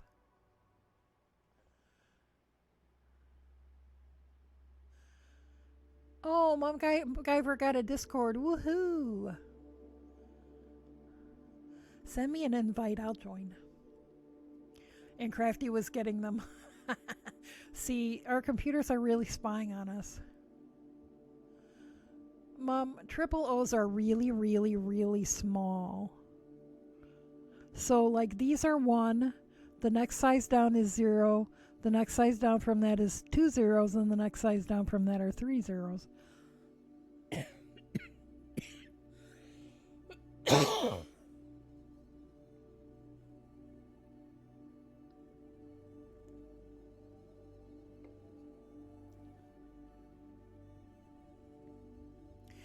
They can be hard to find. You're a loose woman. Yeah, I'm kind of uptight. I think I have some doubles and triples, and I might have a set of quadruples around here somewhere. Um, but those smallest ones, I had to have my yarn shop special order for me, because most places don't carry them because they don't really, people don't buy them, unless they're a specialty sort of place. It's insane, is what they are. You know, I'm getting to that point in my life where I'm not sure if I could see them.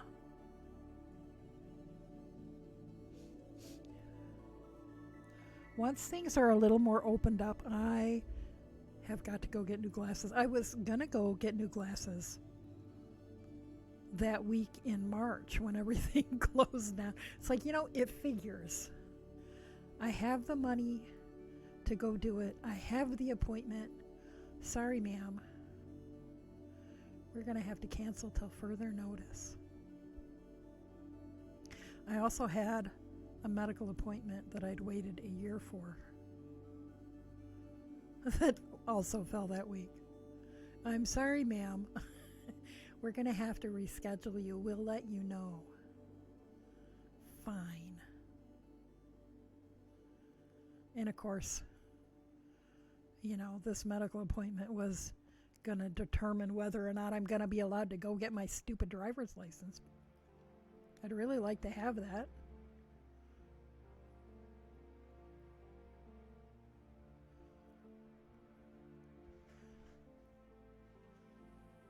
Hello.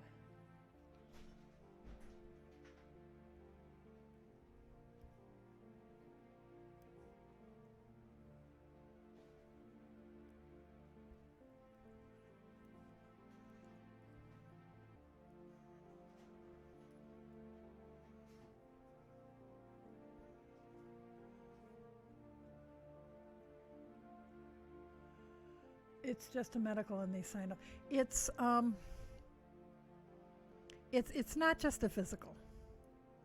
Although I have to then go get one of those separately. But my regular, I was going to say my regular doctor. My regular doctor is a physician's assistant, but she can sign that off for me. No, it's about some other stuff. And I've been having vertigo probably the last 4 weeks, so I'm a little worried. It needs to go away before I have another appointment. Or they're going to say, But it's really only if I roll over in bed and the room spins for a minute, or if I bend over. Like at the yarn shop today, everything I wanted to look at was on a low shelf. I'm like, okay, I'm going to hold on here for a second. If I'm sitting up and I turn my head, it doesn't happen. Thank you, Mom. Me too. I am really sick and tired of being dependent on other people to get me places. And, here in my little town, I can walk wherever I need to go, but it's a really small town, and it's lovely that we have an amazing coffee shop and a lovely little yarn shop, and my weaver's cabin and my job are all within about 3 blocks of each other. But there are other things I need than just those little things. I'd like to be able to get to Joann's or Michael's when I want to, as opposed to when somebody texts me and says, hey, I'm going to Joann's, you want to ride along?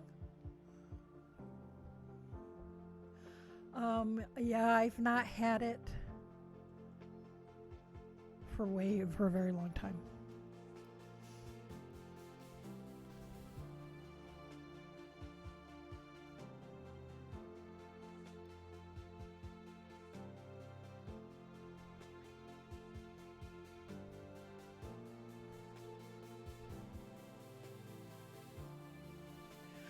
Oh yeah, I have to get a permit like a 16-year-old, and I have to take a road test.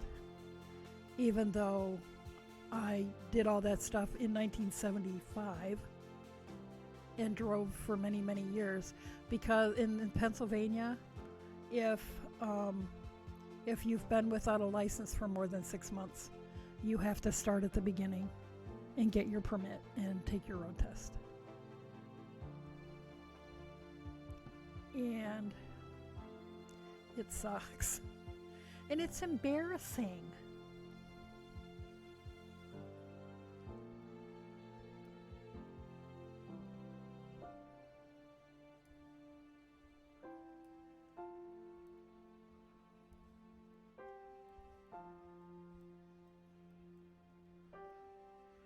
So anyway, hopefully that's going to all happen once everything opens back up. Our DMV is closed. Department of whatever vehicles, whatever they call it here. I mean, so I couldn't go do it right now if I wanted to.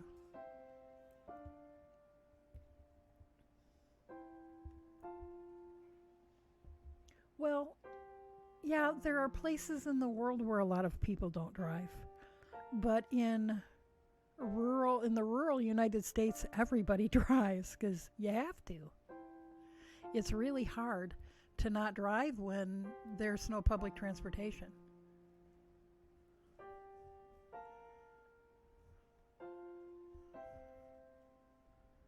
Yeah, if I wanted to take the bus down into the city, I'd have to walk like 4.5 miles to where I could catch the bus.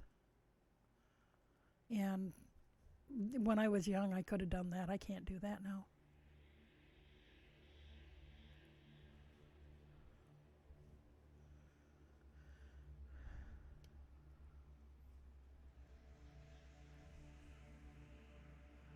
Yeah. One of the things that I saw, when my husband's from the Seattle area, and when we were out there, because I had never been there before we went out for my brother-in-law's wedding. God, that's probably been 10 years ago,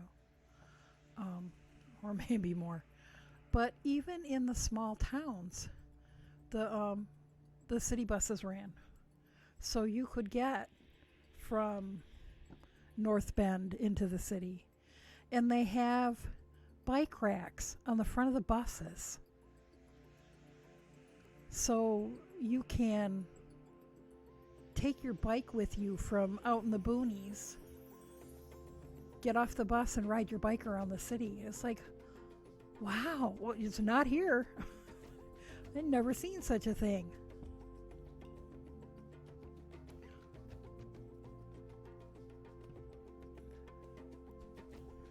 Y'all are so much more progressive out there in the Northwest than we are.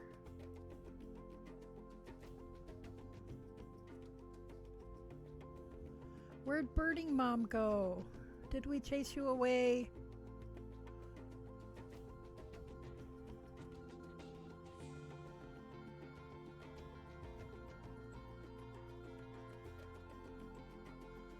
So I want to hear more about this festive box of socks. Where do you find all those all those Christmas colorways? A lot of people don't drive in Vancouver, no parking and too many people. They just use transit. Well, New York City is like that, and Washington, D.C. is like that. But that really is unusual in the United States, to live in a place where you don't have to drive.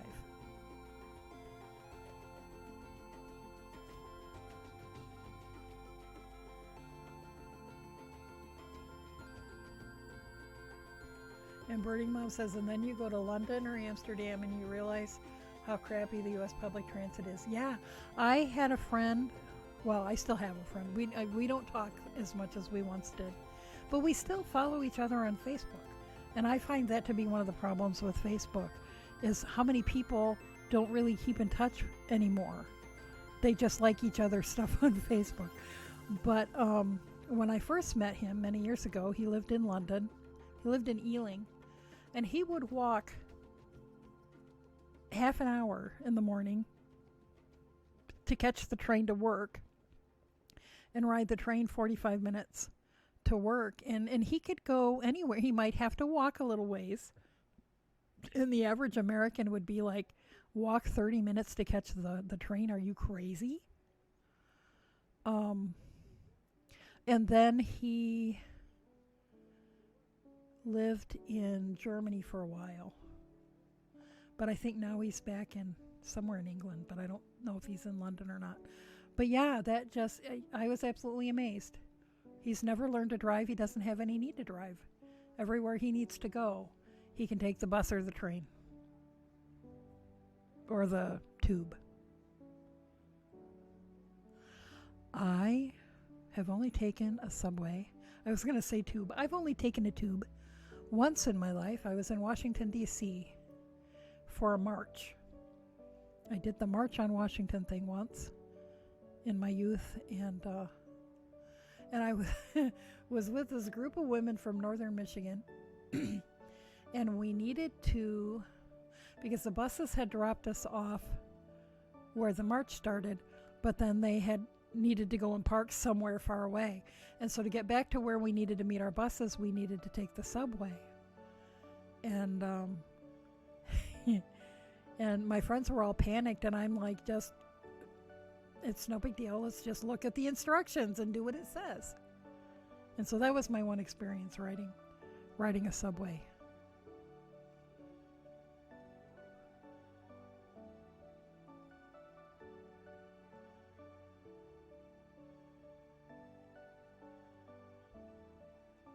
Yeah, y'all out there in the Northwest.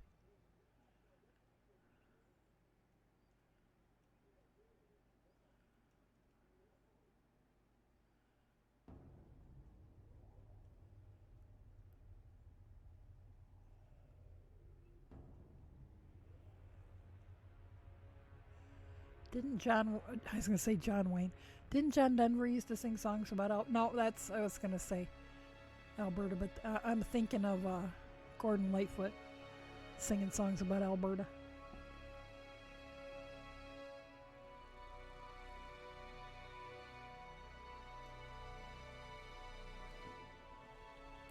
I've always thought that I would like to take the train, ride the train across Canada.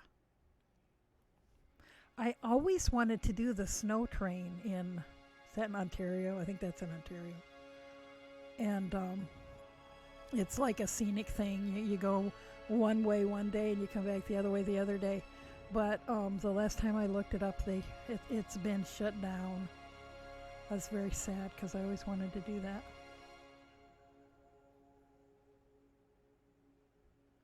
You can go to the East Coast and not rent a car, and you love it.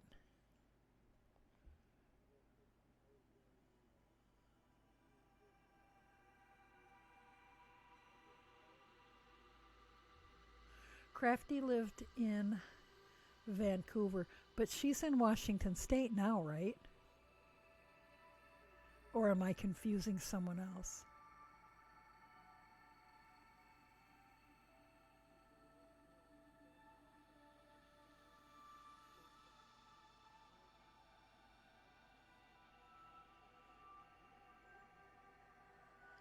I know where Tacoma is, but I have not been there.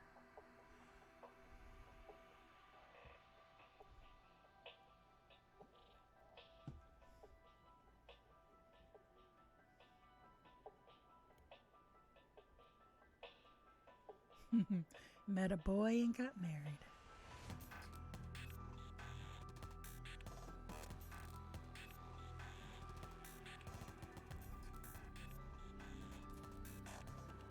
I know where Everett is.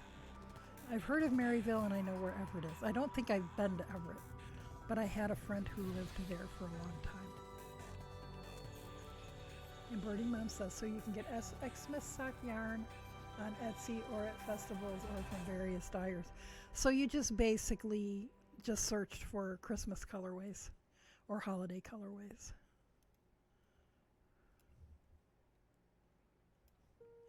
I suppose there probably are a lot of people who do them.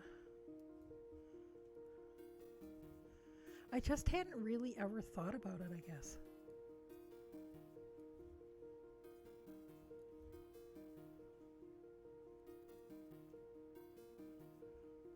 Oh, yeah. Yeah, Crafty's north of Seattle and Birding Mom is south. It's like I remember when I was in grad school, I had a friend who was from Los Angeles, and she was explaining that it took 4 hours to. She had gone home for Christmas and was meeting a high school friend to go to a movie, and it took her 4 hours to cross Los Angeles. And I thought, holy cow. And then I had a roommate from who was from Minneapolis, and whenever somebody'd ask her, well, how long does it take to get to this place? Oh, 45 minutes. Well, how long does it take to get to that place? Well, 45 minutes. But it depends on the time of day. During traffic, anywhere is going to take 45 minutes. If it's not traffic, it might take you 10 minutes. I'm not used to big cities like that. Although, I guess I did grow up in the suburbs of Norfolk, so we spent a lot of time in the city when I was little. But since I was able to drive, I've avoided cities at all costs. And especially Pittsburgh, because it's everywhere you go, you're going to have to cross a bridge, and you can see which bridge you need to cross, but you can't figure out how the hell to get to it, because it's all one-way streets. And there's a pretty good chance that they're going to be gridlocked. Especially if there's a Steelers game. Don't plan on going anywhere. Walk. You're just going to need to walk.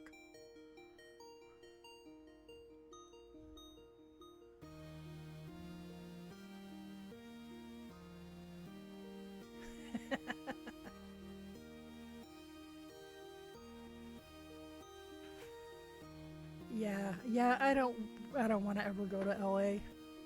I have no need.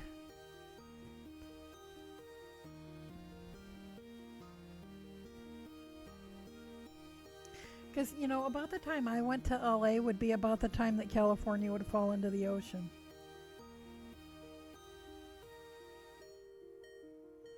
Oh, 1/8 of an inch to go. Wonder if that'll be 1 row or 2 rows.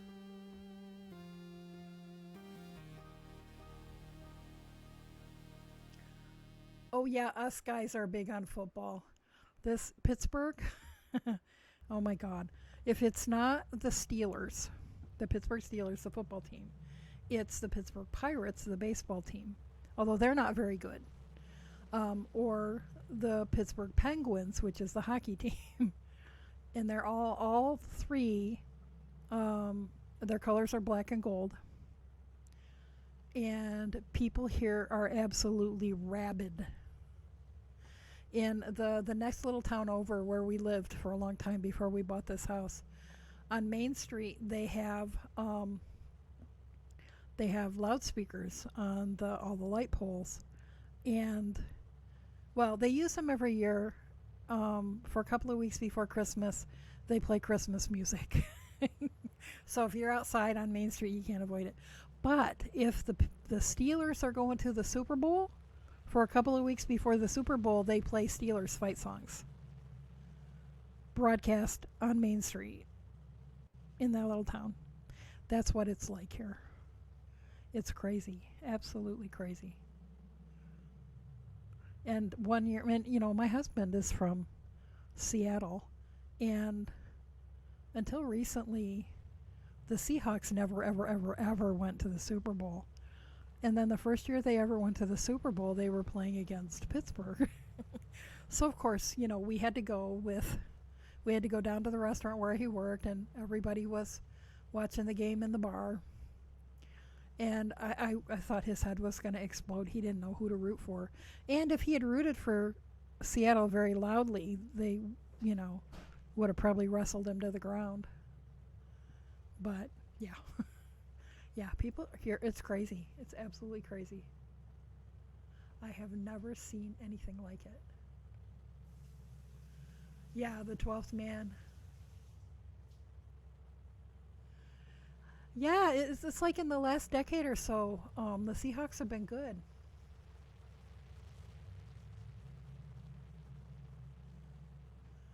Mom Guyver says all she knows is the hockey. Yeah, I like hockey. If I had to go to a professional sports event, I'd go to hockey. I like hockey better than the other ones.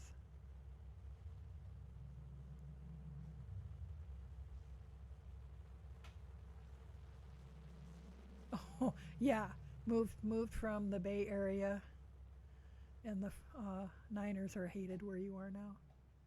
Well, that's like living in Michigan. It's more the college football, and the teams all because both Michigan State University and University of Michigan are both Big Ten schools, and they play against Ohio State, and they all hate each other.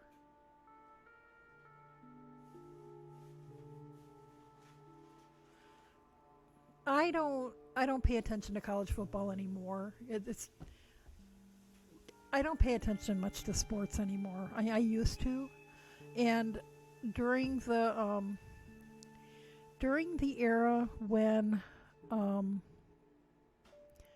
Ben Roethlisberger first um, was playing for the Steelers because the um, he was the new underling quarterback. He was like 21 years old or 22 years old, just out of college.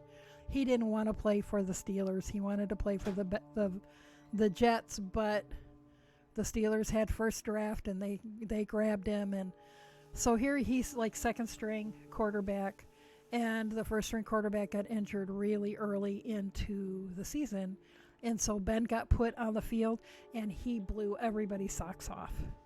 And he was really good for a couple of years, and then he got too big for his britches and started doing stupid stuff in his personal life. And then I lost it, and so I haven't paid any attention since then.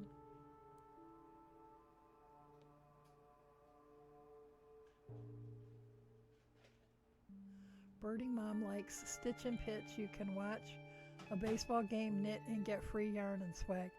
I have never heard of such a thing. That sounds like a thing I could maybe be interested in.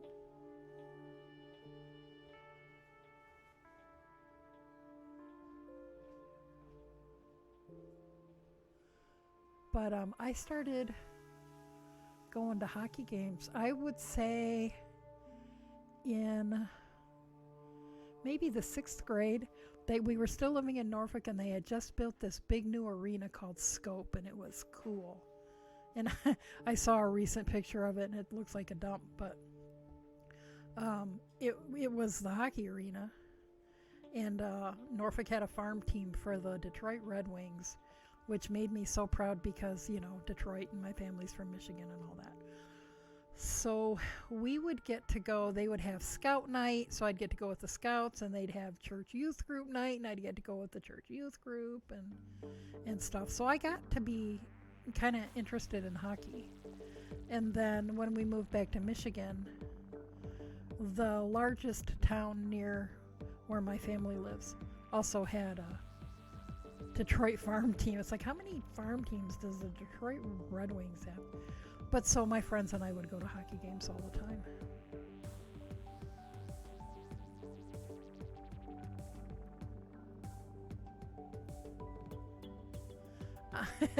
Darn me.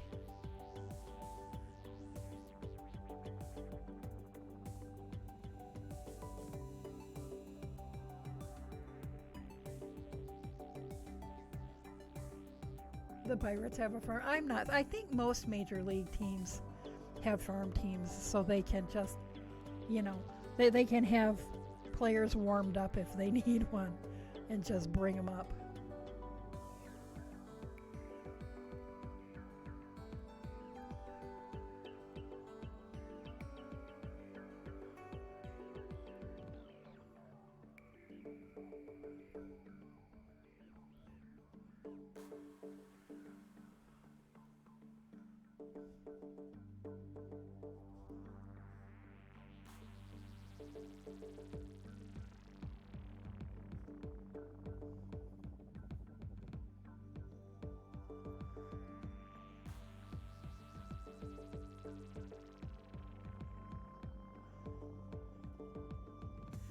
I I part of my loss of interest in sporting events, I think, at least in regard to live sporting events. Excuse me, I can't do the heights anymore because of the vertigo. And so many of the stadiums, can't do it. Stadiums have just gotten bigger and bigger and bigger. Okay. Oh. Well. Is that close enough, or do I need one more? I think I need one more row. How many dragons? Welcome, Raiders! Raiding with a party of 15. So how was your stream? How many dragons? I'm gonna guess you were making dragons. Because that's anytime I go peek at your stream, that's what you're doing. So how was the stream? Geez, what time is it? Oh, 2¼ hours. I've been on for 2¼ hours. So I am working on a pair of ankle socks that I just started at the beginning of my stream about 2 hours ago with this yarn, which is Knitted Wit Sock in the colorway Queen Bess. And it's a superwash merino and nylon blend. And I recently decided that I want ankle socks for the summer, so this will be my second pair. And because I usually knit a longer leg on the socks, but I wanted some to wear in the summer because when I do spinning demonstrations in public, I like to wear a sock. Like to wear socks, and if I'm gonna wear socks, they might as well be pretty. But all my other hand knit socks are too warm because they're long.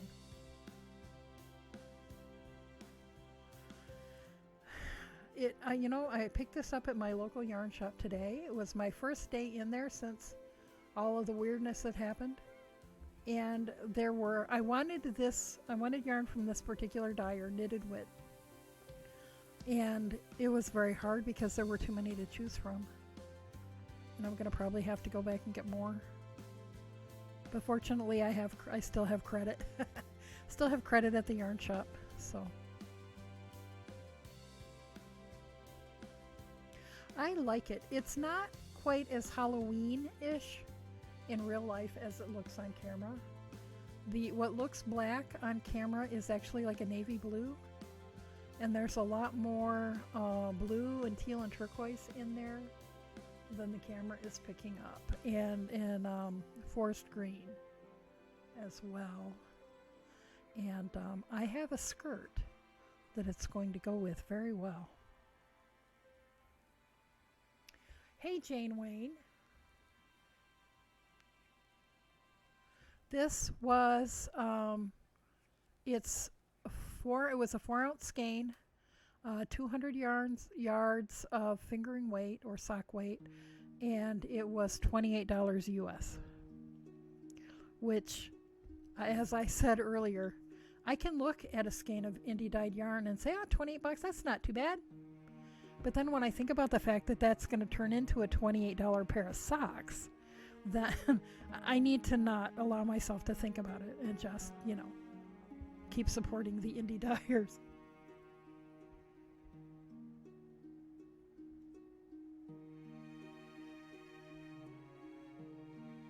I don't know what the exchange rate is these days. When I lived in Michigan, I always knew because, chances of crossing the border on any given day were pretty good. But from here, it's not so much. So Jane Wayne, young lady. The other thing I did at the local yarn shop today was ordered the driftwood shorts. She's got to order them though because all she had in stock was bamboo. These are, what, I don't know. I've had these needles for probably 30 years. I picked them up at what was my local yarn shop when I lived in northern Michigan. one day because I needed size 1 for some socks. And they are some sort of metal with like a gray enamel over it. So they have a nice slip without being so slippery that the stitches fall off. And I've used them to death. And they might have been like a special edition Susan Bates or something like that.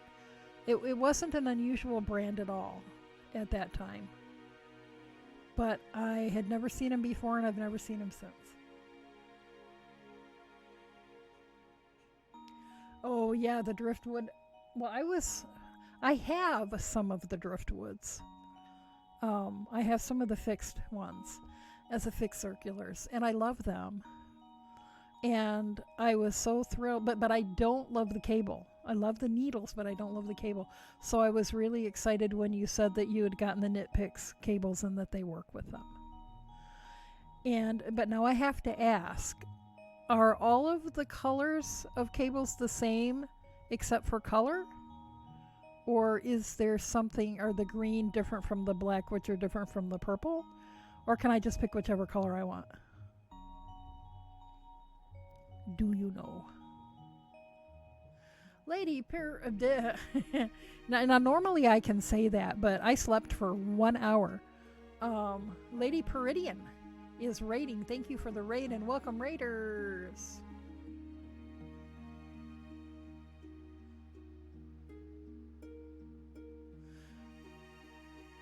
Birdie Mom says she thinks it's a pair of socks plus a lot of enjoyment knitting. Yeah, yes, and I should tell myself that. Plus, you don't kill people, so it keeps you out of jail. Yes, that's priceless. And these, yes, these are long. I have tended to like to knit socks on long double points, and I don't know why. I'm finding the long double points to be very awkward knitting over the table and under the camera because I always feel like I'm jabbing you guys in the eyeball.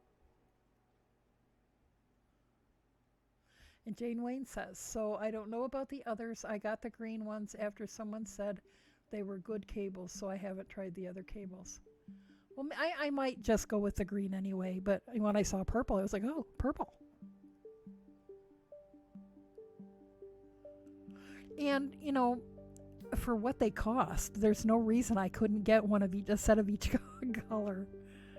They're not that expensive.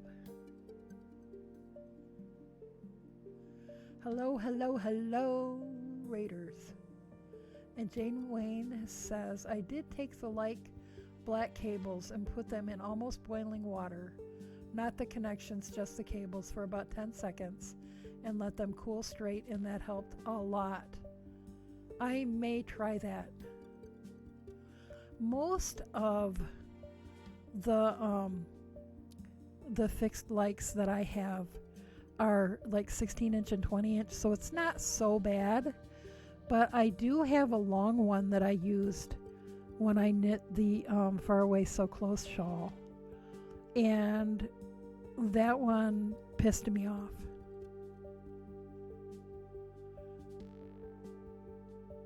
And that might actually be an interchangeable, because that might have been, you know how you can buy them separate?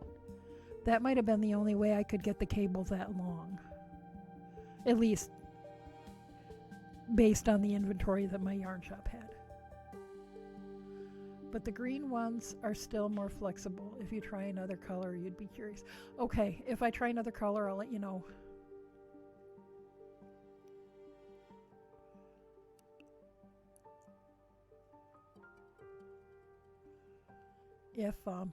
If I sell some stuff sometime soon. Although I did get a text that someone divvied up the money at the Weaver's Cabin, because we didn't used to be allowed, but now we're allowed to sell stuff there.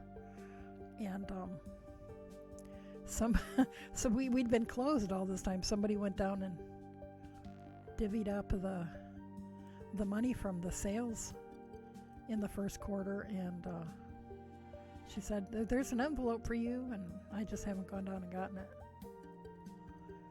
I mean, it could be $20 or it could be a couple hundred. I have no idea. So if it, like, you know, turned out to be a couple hundred, I could just go ahead and order all 3. Because, you know, the more cable, one can never have too many interchangeable cables.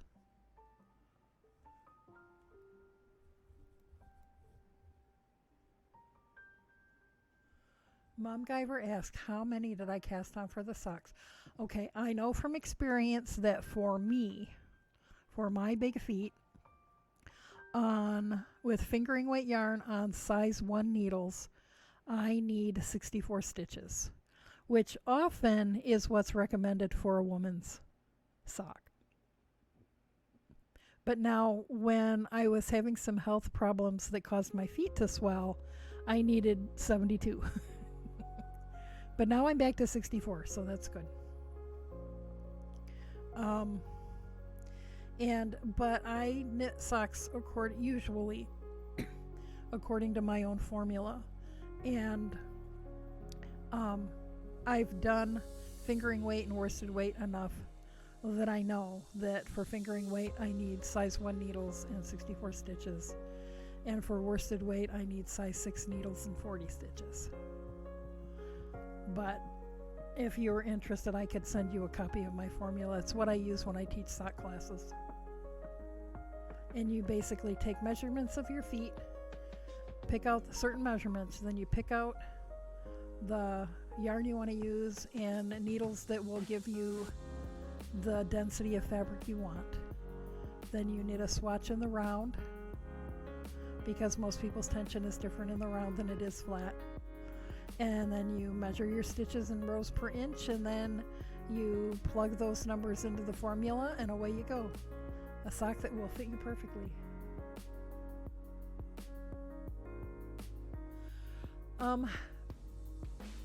Most of what I see for fingering weight socks is people using 0s, 1s, or 2s in the US system of sizes. I knit kind of tight, and I find that 1 works very well for me. But then Birding Mom was saying that she knits really loose and she needs 000. Oh, and you use 56 stitches. 56 stitches on a 000. So yeah, it's just all about, you know, your gauge. And I am a notorious no swatch knitter. You know, if I'm knitting a sweater or a hat, I just figure, you know, the first couple inches are my swatch, and that's good. If it didn't come out right, I'll rip it out. But for socks, you know, if you want to use, I really recommend swatching for socks and swatch in the round.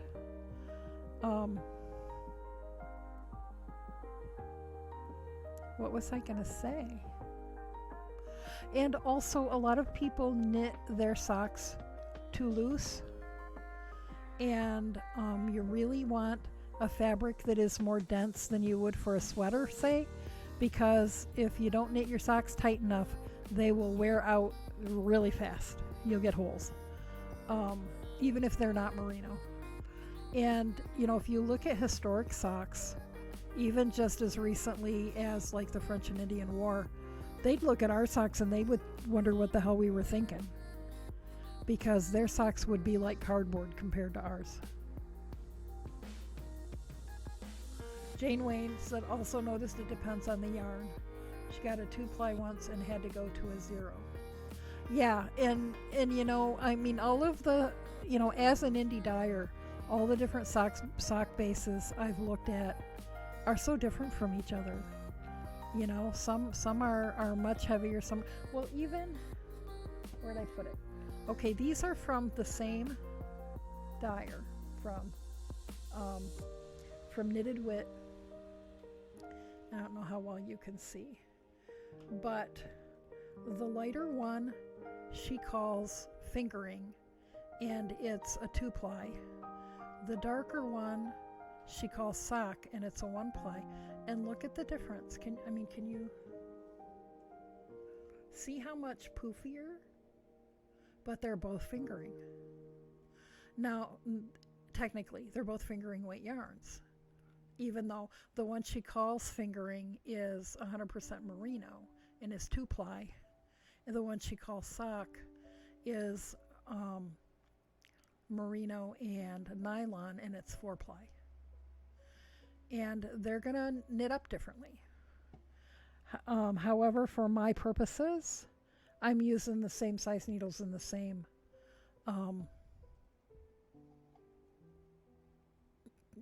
stitch count, because I don't care if, you know, one pair's a little looser and one pair's a little tighter. That doesn't bother me at all.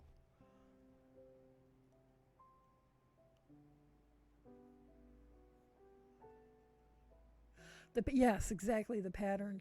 Cables will definitely tighten things up. And yeah. Yep. So like I said, I suggest swatching and swatching in the round. Okay, there we go. 2 inches. I should have been done with that a long time ago.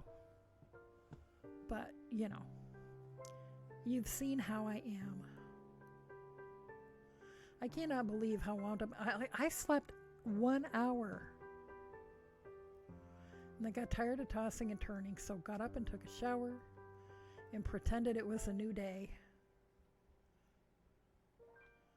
And had my first real outing in the last 2 months. I went down to the local yarn shop because she's open limited hours now.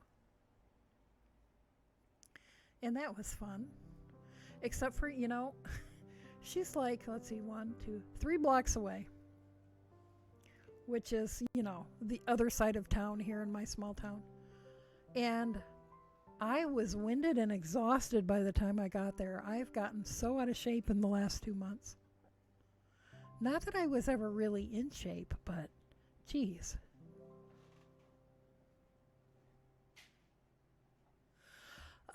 Well, the rules that she has to follow right now is everybody has to wear a mask. She's got marks on the floor. You don't have to stand on the marks, but it's so to help you visualize what 6 feet is. And she can only have, for the amount of the square footage of her shop, she can have 5 people in at a time. When I got there, I was the only person in there, so I was able to just hang out and chat. Oh, and you have to wash your hands or use hand sanitizer before you can shop. So you come in, you go right to the bathroom and wash your hands. But it was nice. I mean, we're good friends. The shop owner and I are very good friends, and so I was able to chat with her for probably 45 minutes before another person came in, and by that time I was done shopping and ready to leave. So that worked out. And I ran into my acupuncturist on the way there. She was coming towards me on the sidewalk, so we stood and talked for a little while, and that was very nice. Oh, not paying attention. I was supposed to be starting my heel flap. And so it was a very exciting day. I thought that I would probably nap this afternoon, late in the afternoon or early in the evening, and it didn't happen. I have no idea why. I'm hoping that I will be exhausted by the time I get off my stream and just go to bed and sleep the night through. Not holding my breath, but I'm hoping that's what's going to happen. So it was nice in there, and she'd gotten some new things in. But she didn't have any new spinning fiber, but she'd got some new yarns in, so that was fun to look. And she's been doing her groups, you know, like her Stitch and Bitch groups and that kind of stuff, over Zoom this whole time. But she is still holding off on classes until further notice. And that's fine with me. I had 3 classes canceled in March, and 2 or 3 I was supposed to do in April. And we hadn't gotten as far as scheduling for May yet, so she said, I don't know when we're going to get back to classes, and I said, that's quite all right. I am not ready to be sitting that close to people.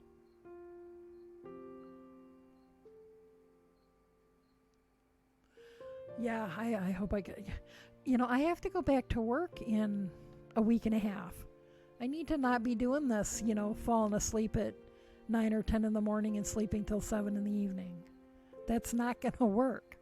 My boss will be unhappy.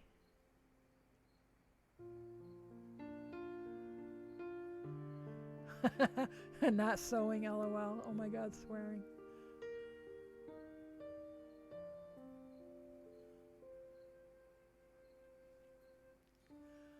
So it was a good day, except for, I don't know how many of you were here when I said it before. Sorry, you're going to hear it again. When I was making our masks, it was March and it was still cold here. And so all the masks I made for myself have flannel lining. It was 86 degrees today. I was like, no, I need to make some masks that don't have flannel in them. That was not a good thing. But yeah, I'm so out of shape. I had to stop. My the gallery where I work is about halfway between I was a little more than halfway home, but there's a bench behind the gallery and I just stopped. I thought about going in and turning the air conditioning on because nobody was there, but I thought, no, if I do that, I'll never leave. And then I'll get scolded for having turned the air conditioning on. Because my boss's husband knows. I don't know how he knows, but he could be out of town for 6 weeks, and he knows if we've messed with the thermostat, if it's wintertime. He's like, I see that on this day, and this day, you turn the thermostat up to 72. It's like, yeah, it was cold. Any idea how cold it was outside while you were in South Carolina? And we were up here freezing our butts off?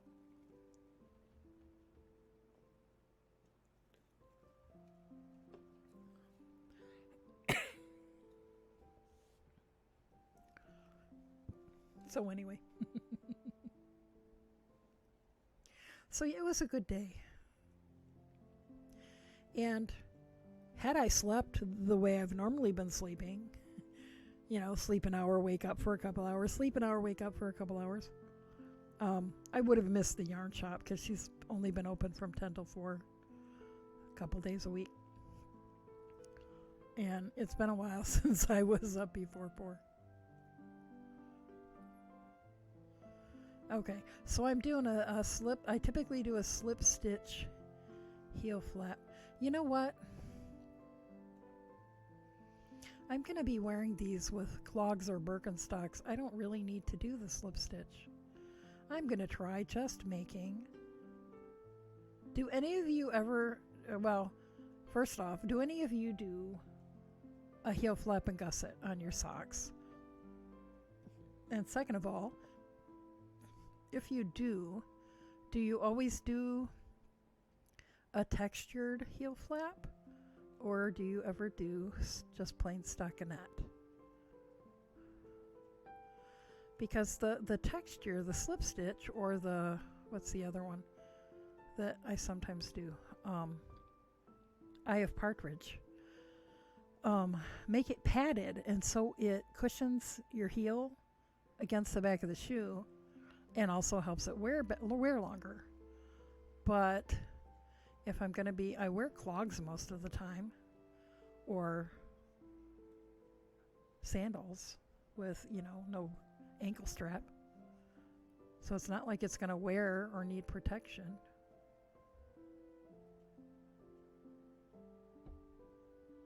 Jane Wayne mostly does, and always does the knit one, slip one. And Mom only knows how to do the slip stitch one. Birding Moms, the pattern she's doing now has one, although she normally does toe up. Well, I'm gonna be a rebel.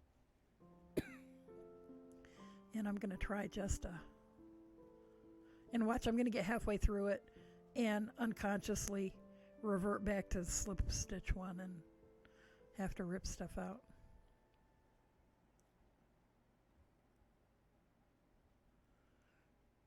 a slip stitch heel like you do for toe up, just use a stockinette. Well, I'm going to just do stockinette, but I'm not going to do any slip stitches.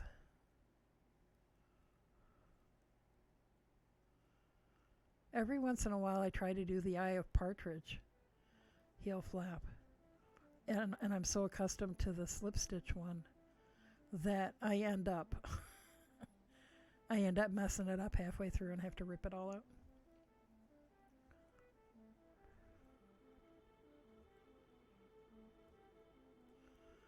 So long as I slip the first stitch of each row, I'll be fine for the picking up stitches on the gusset.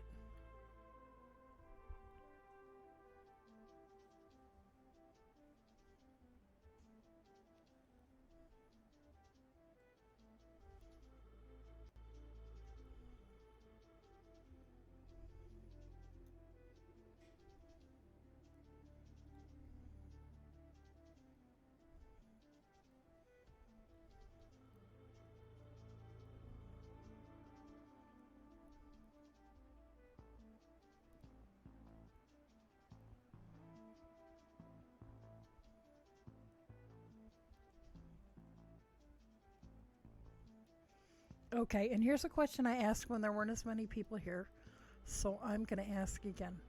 I was looking at one of the vendors who sells, from whom most of the indie dyers get. There could just really a couple of vendors, a small handful of vendors, where most indie dyers get their yarn bases from. I was looking at one the other day because I really do need to order some yarn base, some sock base, and noticed that they are carrying a Peruvian Highland wool sock yarn. From the research I've done, because I wasn't sure what breed that is, it appears that it is a cross of Merino and Corriedale, so it would be softer than Corriedale and stronger than Merino. So, somewhere in between. And it is significantly less expensive than most of the other sock yarns. So is that something people would be interested in?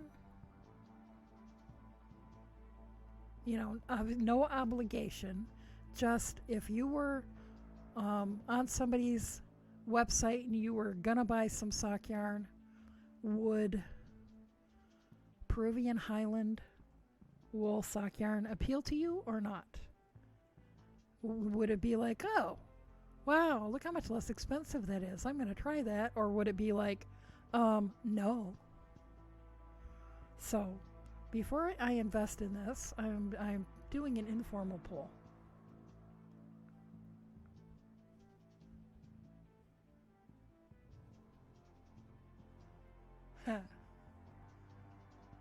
Okay, so so we've got a yes and a no.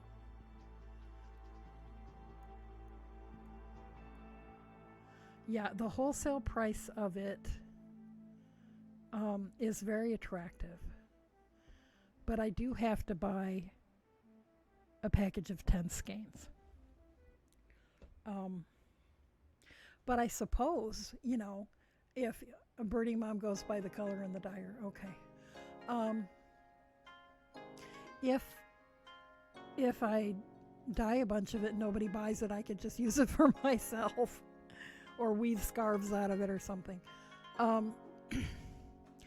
lot of the dyers that I follow just basically use the merino sock yarns, either 100% superwash merino or superwash merino blended with nylon.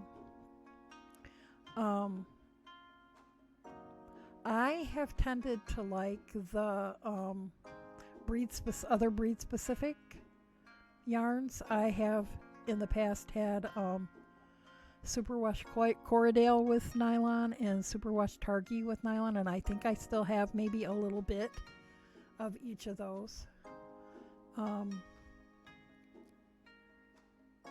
And The Corriedale nylon makes a really nice sock and is a lot less expensive than a lot of the other ones. The Targhee is not as inexpensive, but and they dye very differently because from one breed to another, the colorways come out really differently. You know, so if I do like a skein of Corriedale, a skein of Targhee, and a skein of BFL, they're just really different from each other. So, you know, like if somebody orders and somebody says, you know, I want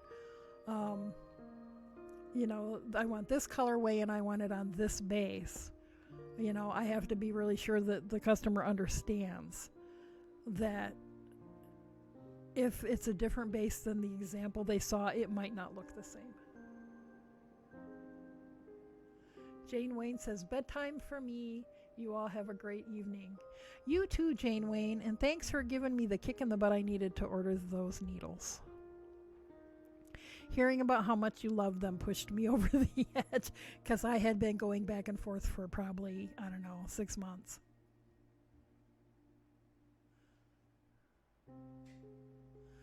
And Mom Guyver says, because knitting socks, the cost is crazy. Well, it is. It really is. And I was talking about that earlier. It is. And, you know, I still, I mean, apart from you guys who get it, I wouldn't tell most of my non-knitting friends how much I paid for the yarn for those cashmere merino nylon socks I knit with the pretty speckled colors. That's crazy. And the only reason I could justify it was because we were at a show and I had a pocket full of money because of the stuff I had sold. I was like, oh, I'm going to go support my friends. Birding Mom says, my friend prices her yarn low and got a lot of complaints about it. They said, what's wrong with your yarn? Well, and you know, with handmade goods, that happens too. And I try to explain that to people. You know, it's like why is my stuff not selling? You need to raise your prices. People look at it and wonder what's wrong with it. Because people are beginning to have an understanding of the value of handmade goods. It's taken a long time, but I'm starting to see it in some places. And, you know, if they expect a hand-woven shawl to be in a certain price range and yours is priced at half that price, they either figure you don't know what you're doing, so there's probably something wrong with it, or they wonder what's wrong with it. Well, geez, you know, did you use crappy materials, or why is this price so low? And yeah, the same thing with, you know, and I'm getting to the point where, like, every time I turn around, people are selling their hand-dyed yarns and rovings for more. I need to go through all of my pricing and reevaluate. Because, you know, when I first started selling dyed roving, you know, a 4-ounce braid of BFL went for about $15. You know, I was looking at Finn because I bought some Finn roving to dye. And, you know, so what I'll do when I buy a fiber that's something I don't typically carry is I'll peruse Etsy and kind of get an idea of the range of prices that people are using. And I was like, holy tamale, like $25 for a 4-ounce braid of Finn? But, you know, and that was like the average of what I found. So, and I need to look at, you know, at other, more and more indie dyers have gotten off of Etsy. So I need to start looking like at websites too, and not just look at Etsy anymore. But for a long time, you know, all you really had to do was look at Etsy because that's where everybody was.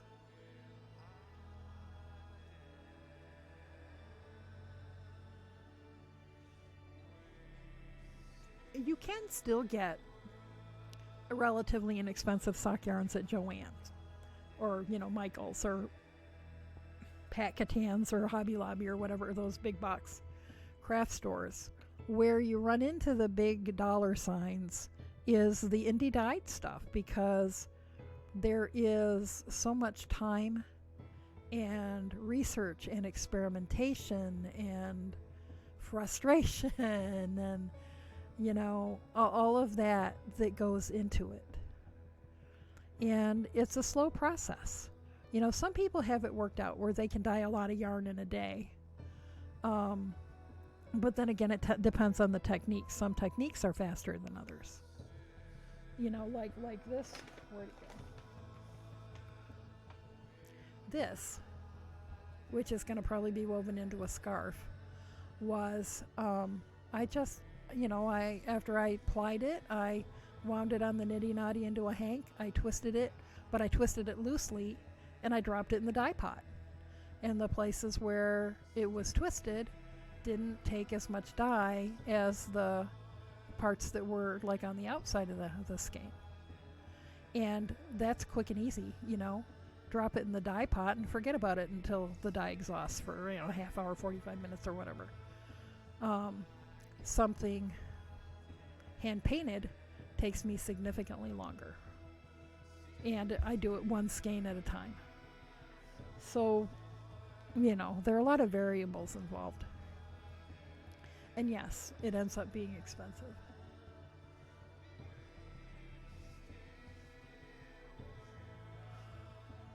And here I am again, not knitting.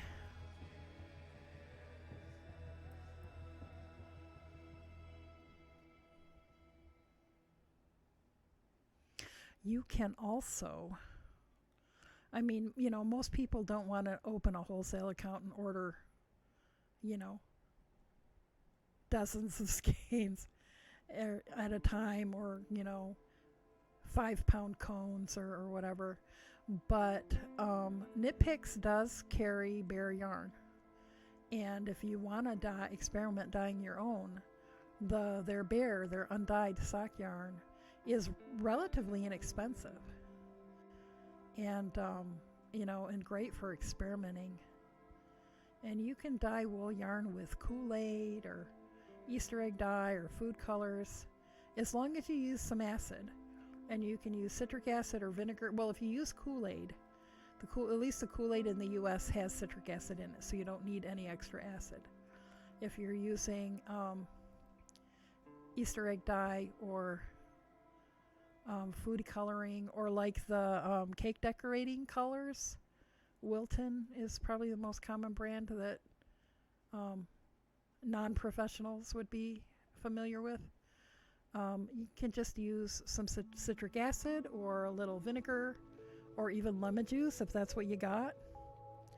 I sometimes will use, if I don't have citric acid, I'll use some lemon juice because I hate the smell of vinegar. I love dill pickles, but I hate the smell of vinegar.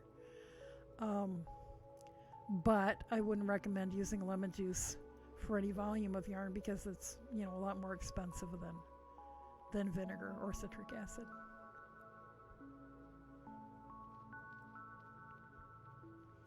I saw this afternoon, I caught a little bit of Looney Loomworks stream, and he was dyeing some roving with Kool-Aid. He was doing it much differently than I do. I would mix the Kool-Aid in the cool water, add the roving, and then heat the whole thing up so it all comes to temperature together. He was pouring boiling water from a tea kettle into his bowl and dissolving the Kool-Aid in it, and then dropping his roving in it and just letting it sit. And I was like, is that going to work? But it appeared to work. It did keep it at temp long enough. Birding Mom refuses to dye with vinegar because it's stink. I agree. And my husband will come in and he's like, are you pickling sheep or what are you doing? And and I've heard a ton of people say, oh, but the smell comes right, the smell doesn't stay in the yarn, or the smell doesn't stay in the wool. I beg to differ. I have received a lot of yarn from indie dyers that smells like vinegar. And I don't like it.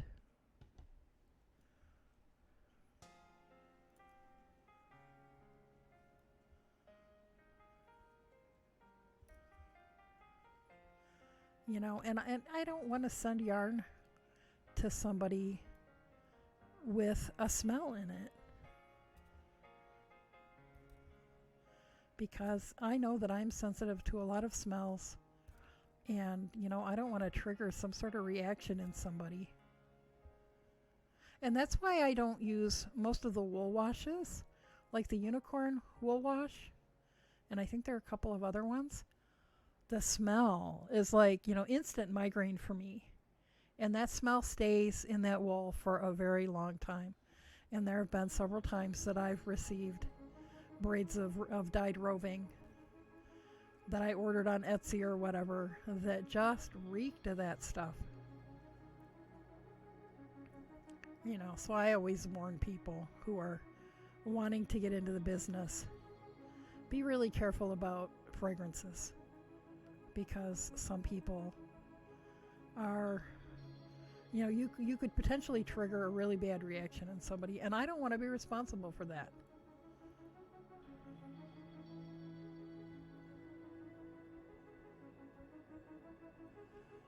Birding Mom says, have to wash it more to get the stink out. Have some you did in a class that you've washed twice and you can still smell the vinegar. Yeah. Now I wonder if you put a little baking soda in the water that you washed it in, if that would help neutralize the vinegar.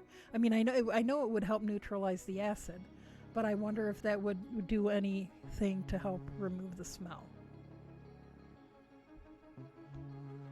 You have to tell people you're cat friendly, and me too. There is a cat here, and she does like wool. Mostly she gets into the raw fleeces, so once I've washed them, she loses interest. I don't know if she ever lived in a barn in her youth or what, but anytime I bring a fresh fleece in the house, she's pretty sure her mama's in there and she's doing this thing on it, sticking her face in the bag. Of course, you know, that all gets washed out along with all the sheep smell. Yeah, cat friendly, but nobody smokes here.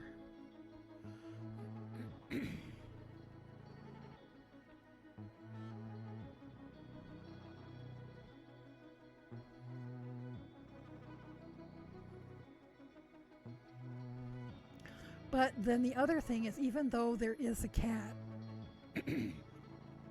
you know, everything that I knit or weave or dye or whatever is washed and then stored in zip bags, because I don't want anything getting in there.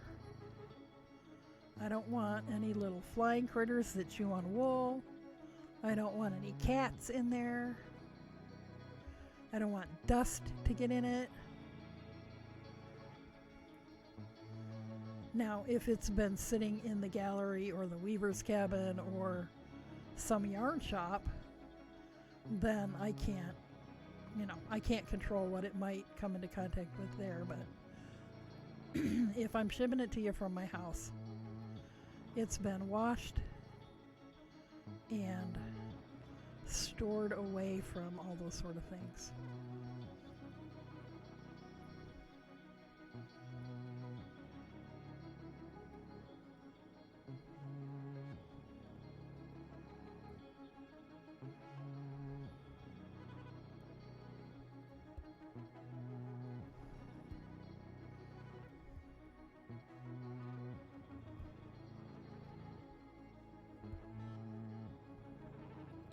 Hi, how are you doing? I'm making a sock, and I am trying to decide if I'm having second thoughts about the method I'm using for the heel here.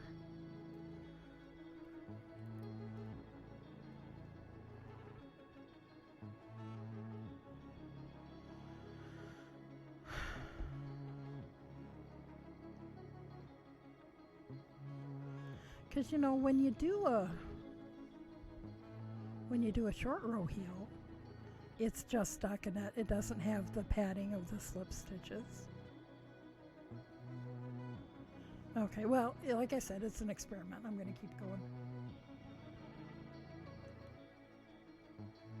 So I am making socks out of this sock yarn, which is knitted wit sock in the Queen Bess colorway.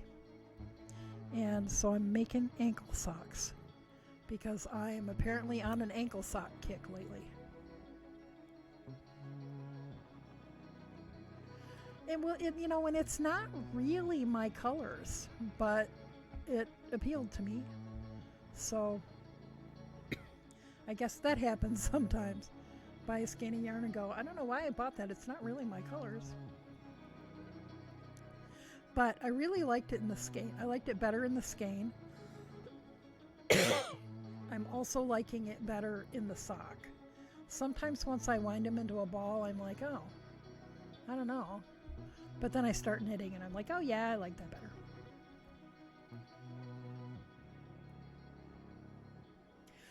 Well, and that's what I was thinking, that after I wound it into the ball, it started seeming like autumn or even Halloween to me. But in the skein, it didn't have that feeling at all. So we'll see if that carries through to the socks when they're finished.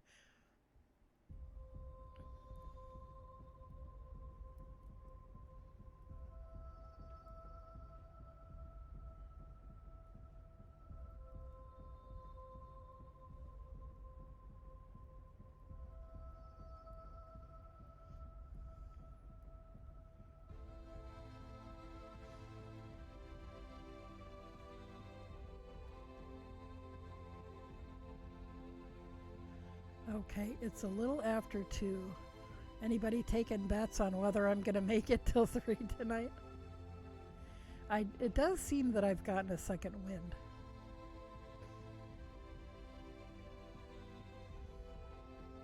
But you know what? It's been 3 hours. I should probably take a short break and use the restroom. So I've gotten this far.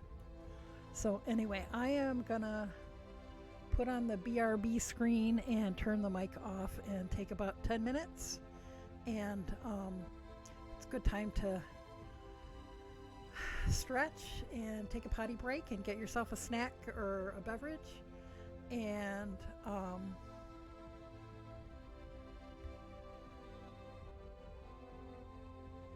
see, I got sucked into chat again. Or feel free to stay and talk amongst yourselves. Birding Mom bought a knitted wit and it had a lot of hot pink, but knitted up it's more black and orange. And it's so weird how, it's like you look at a yarn in the skein and then it depends on whether they leave it. Now see, this had been left in the skein the way it was dyed. So you saw the blocks of color of each color. If you take that skein of hand-painted yarn and you rewind it into a new skein, excuse me, I am so sorry, it mixes the colors and you get a really different feel. And then with the speckled yarns, like, this was the cuff of a pair of socks that I ripped out and redid. You get just little bits of color and it just behaves very differently. But, it looks one way in the skein and then I wind it into the ball and it looks different. And then I knit it up and it looks different again. And you just can't always. And it also depends on, what size needles you use and the gauge. If I used this to knit a sweater using, say, size 4 needles instead of these size 1s, it would look very different again because the colors would play against each other differently. So it's always an adventure. So anyway, I'll be back in about 10 minutes or so.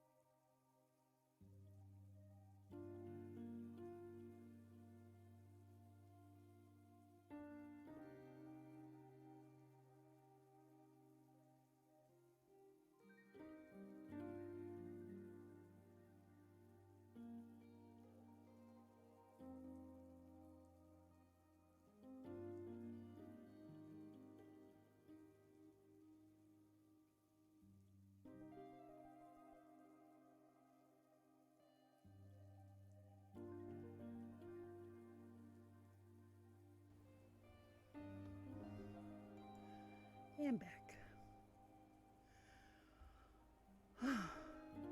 So it'll be interesting to see.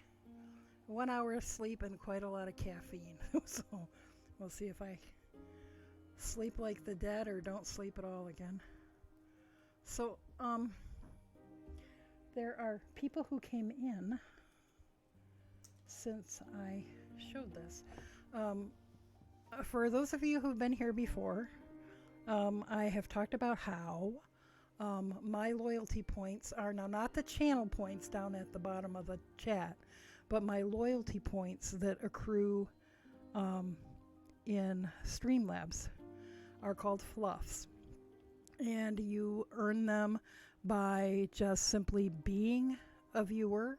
You earn more if you participate in chat. You get a big chunk if you follow. You get a bigger chunk if you subscribe. Excuse me. And there are various different ways that you can get more.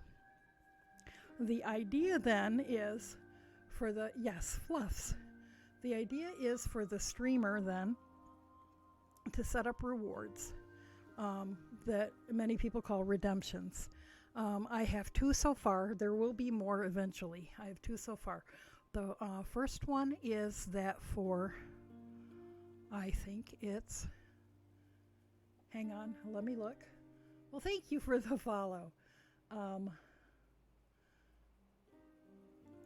have to look because now I never can remember because I slept for an hour.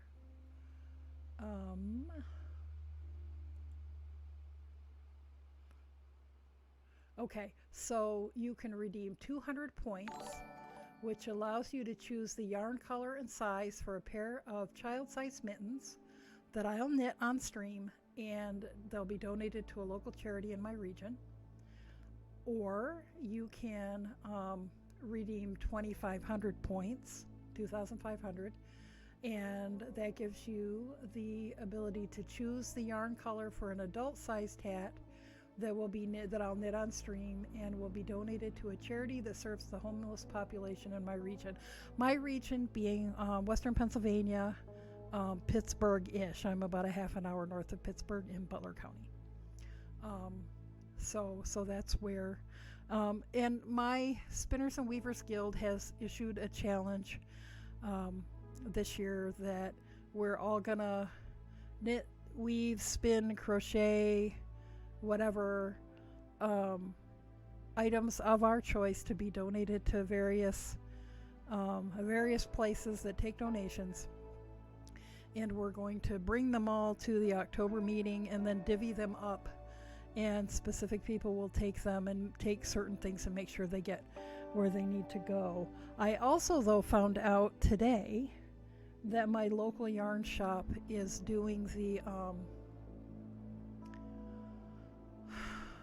Hats Not Hate thing again, and so I can, any blue hats that I knit, I can take there, and and through August or until August.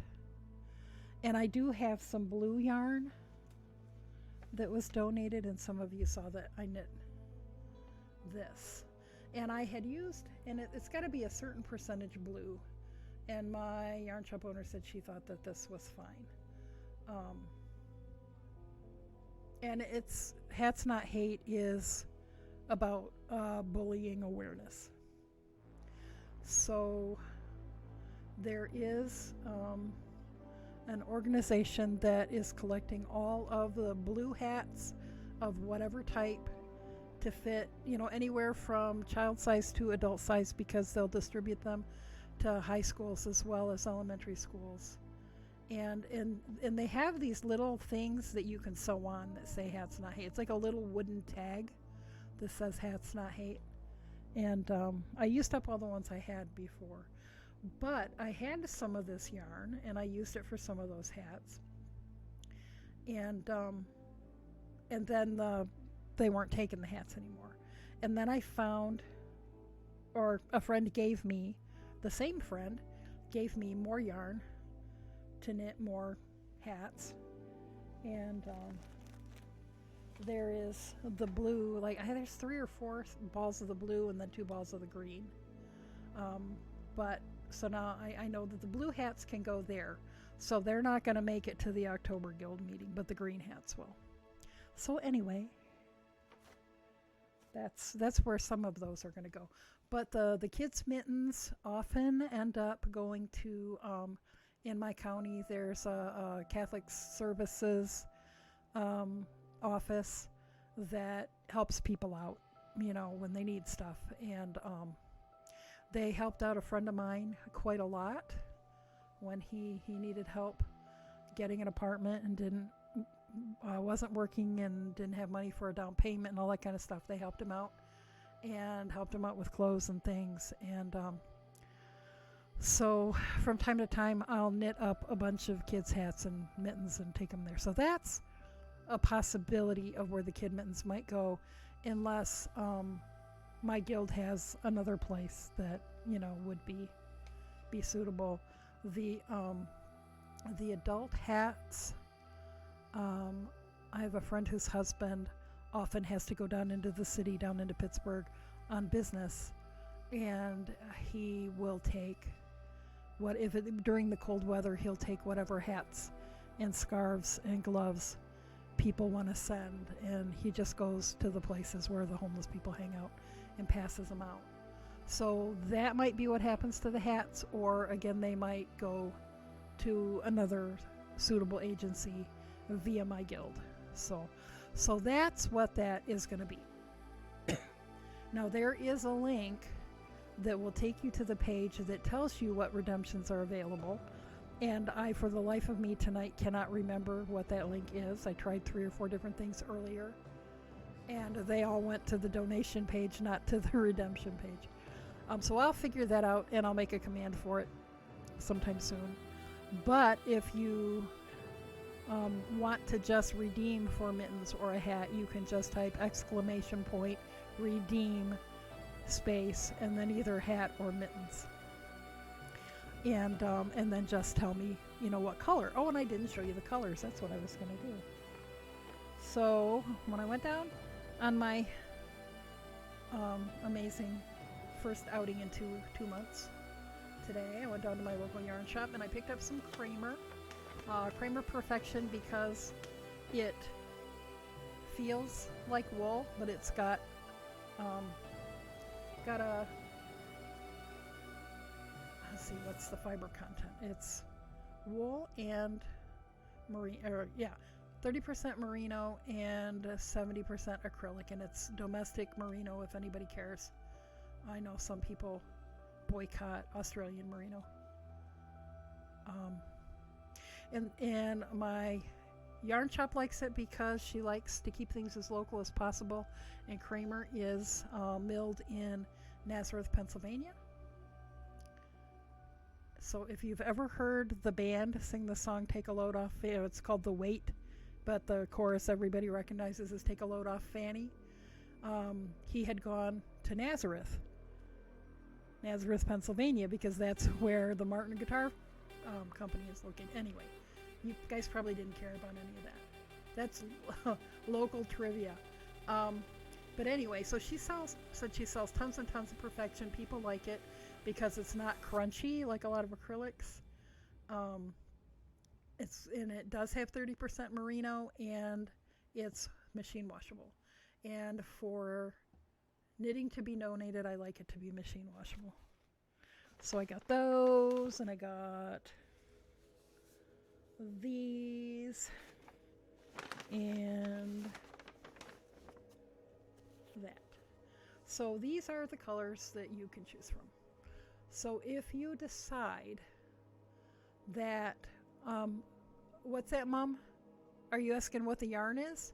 It's Kramer Perfection. Perfection by Kramer Yarns. And this is the worsted weight. It comes in a bunch of weights. And Kramer, Kraemer Yarns, has a website. It is manufactured or milled in Pennsylvania. So it's not local to me, but it's regional. It's in my state. It comes in lots of colors. So, and I thought I was going to just pick up 5, but I ended up with 7 because I wanted some kid mitten colors and I wanted some adult hat colors, and so I wanted people to have some choices. And as we begin to use these, I'll go back and I'll get more and probably get other colors as well. So if you decide to redeem,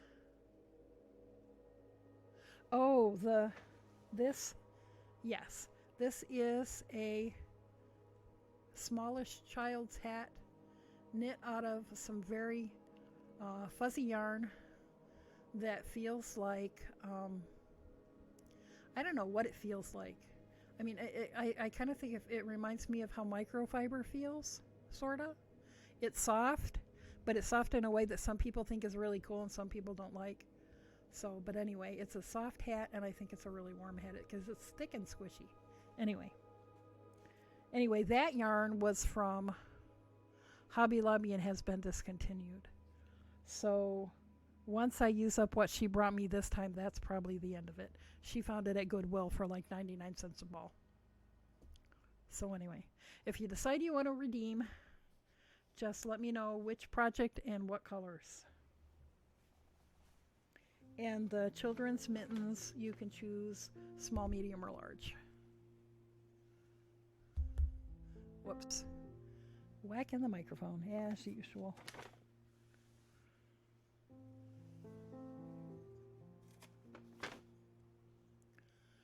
So, can you tell that I'm running on like caffeine? It's probably the only reason I haven't passed out on the table yet. Okay, back to the sock. So does anybody have any questions about the redeeming the fluffs?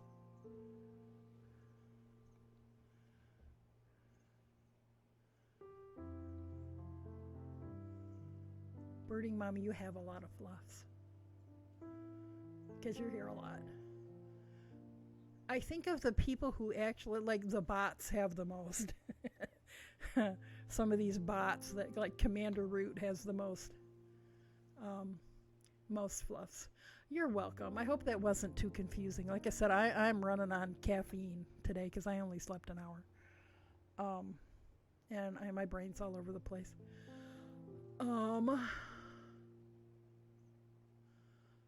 But yeah, the more time you spend here viewing, and you get points just for every couple of minutes you're here, you get like a point. And then if you participate in chat, you get points faster. And then there are things that you get like a lump of points for. And I think that people can give some of their points to somebody else, and I think I can award points for whatever reasons I might choose or whatever. I don't have it all figured out. Birding Mom says I talk a lot. I don't always, but when I do, I really do. And when I do, it's often caffeine related. But then when I wind down, then I can get really quiet. Like often towards the end of the stream, when everybody in chat gets quiet and I'm starting to get tired and I'm just knitting or spinning and I get all inside of my own head.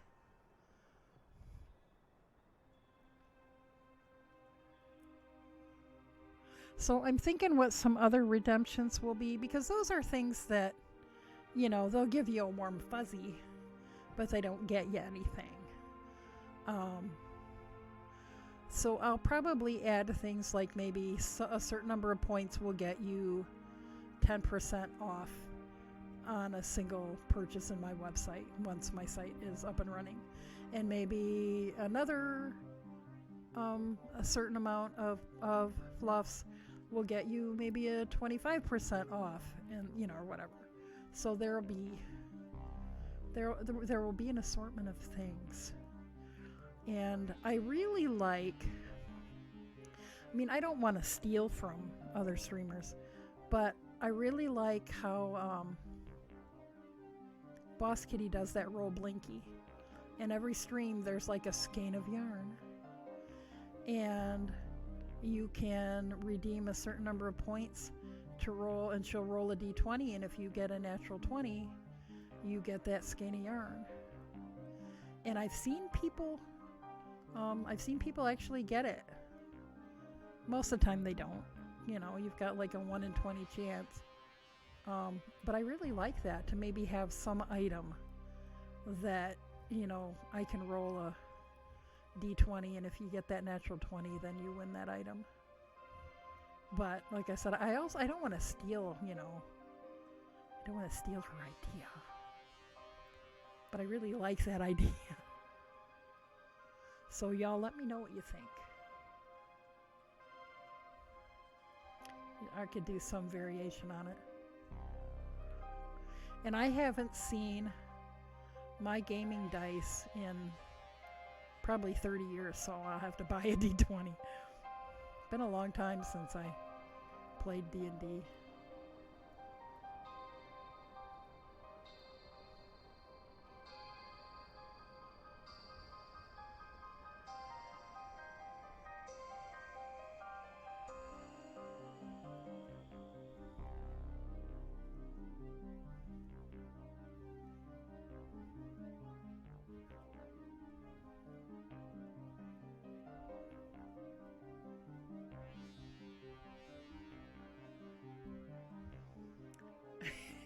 Sounds like it's time to start back up with D&D. Yeah, but I would then never get anything done. And I don't know very many people who play locally. I know they have a big gaming convention in Pittsburgh, but all the people I knew who participated in that don't live here anymore. And I have a feeling that World of Warcraft Classic is about to get me in way too much trouble. So we'll see. And that's my best answer. We'll see.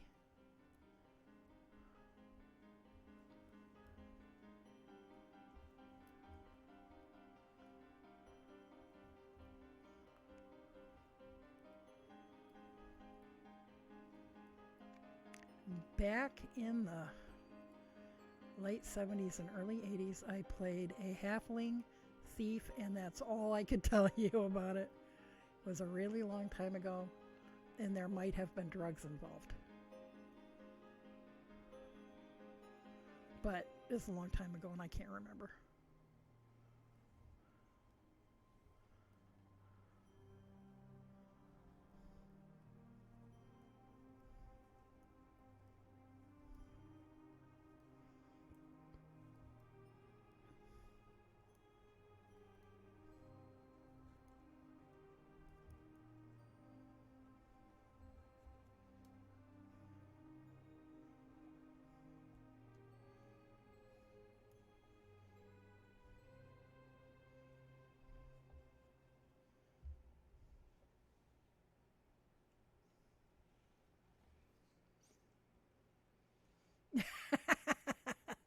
Birdie Mom says, drugs in the 70s? Nah.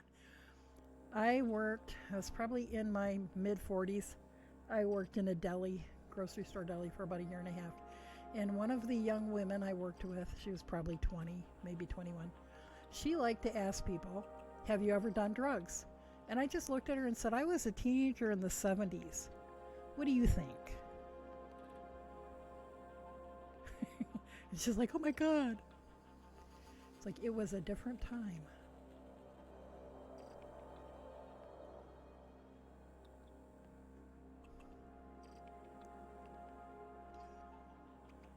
And now a lot of that stuff is legal in a lot of places. Well, not here, but a lot of places. It'll be legal here, it's just a matter of time. Even my boss's husband, the lawyer, says it's just a matter of time. Oh, no joke, very different. Yeah. It was a lot safer too, or at least my recollection of my childhood and teen years was that life was a lot more safe for us than it is for children and young people now.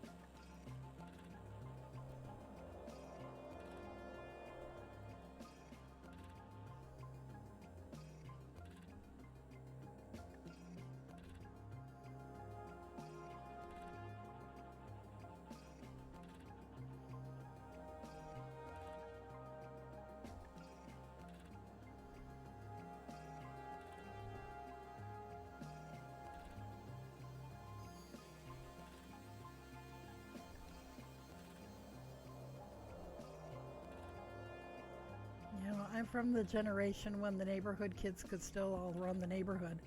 And as long as you could hear your mom when she yelled, you were close enough to home.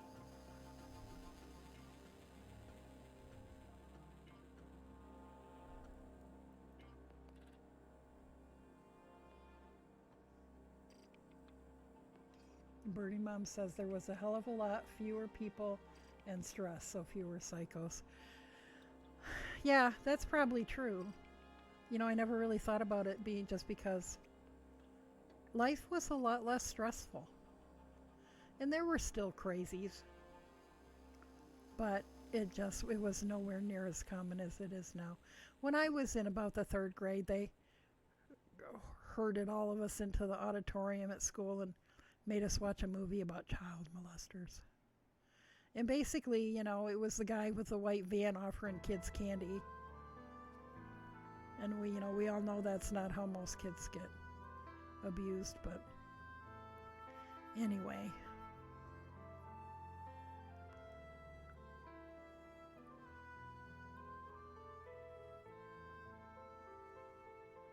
Yeah, brief outline of the day and be home by dinner and you were gone.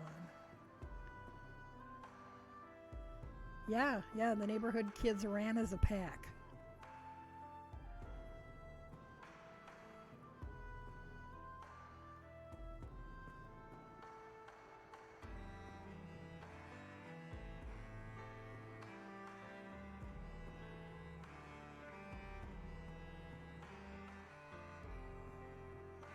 My mom was a little more cautious. I wasn't allowed to range quite as far as some of my friends were.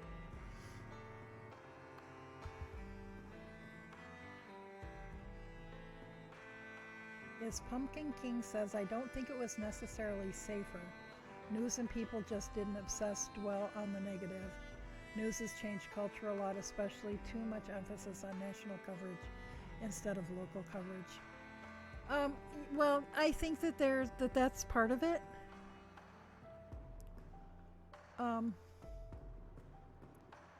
But we were allowed to be children in a way that children now are not. And there also wasn't all the technology. You know, we went outside and played. And if there were woods nearby, we played in the woods. There was a stream nearby, we played in the stream. You know, we were walking distance to the beach. And, you know, I grew up in a Navy town. And, you know, some 19 or 20-year-old sailor's wife would gather up all the neighborhood kids. Our moms would each give us a dime. We'd walk to the gate of the base, get on the big gray bus, ride it to the movie theater on the base, and see a movie for a dime. And then we'd get on the bus, and our, you know, only, you know, be like 12 kids and this, you know, 19 or 20-year-old sailor's wife. And I don't know anybody who does that kind of stuff now. Of course, you know, you can't see a movie for a dime, obviously, but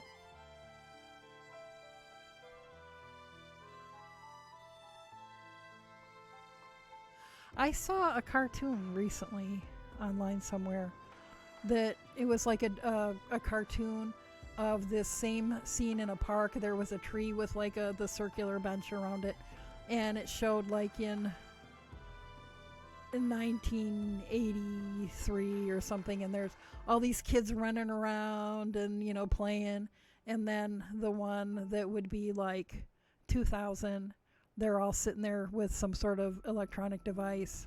Wouldn't have even been 2000, would have probably been like 2010. And then the one for 2020, and there's just nobody there. But yeah, we had to create our own fun. You know, my generation was before video games. Pong came out when I was a senior in high school. No, maybe a junior. I don't know. Sometime when I was in high school, Pong came out. And things were just different. The phone was on the wall. There weren't any answering machines. VCRs were a brand new thing. Microwaves. I had a friend in the 7th grade whose family was the first family in the neighborhood who had a microwave. And it wasn't called a microwave, it was called a radar range by Amana. But yeah. But, you know, I mean, granted, I'm old, I'm 60. But life has really changed. The world has really changed. You know, I had to, when I was in college, if I wanted to make a long distance call, I had to wait until after 11 p.m. so the rates would be lower. You know, now I can call anybody anywhere in the country, and it's just part of my plan. It doesn't cost anything except for what I pay. I pay the same amount for my phone if I let it sit turned off all month as I would if I talked to my mother-in-law in Seattle 4 times every day. You know, and that's just such a weird thing to me. Birdie Mom says, I bought my mom our first microwave with one of my first paychecks. In my family, in my generation, the way you got a microwave was you got married. And when you got married, somebody in the family would give you a microwave. And the first, my mom got her first VCR when I think I was already in college, and it had knobs that you turned, and a cartridge holder that popped up in the top that you put the VHS tape in, and then you pushed it back down. A lot of mechanical things to go wrong.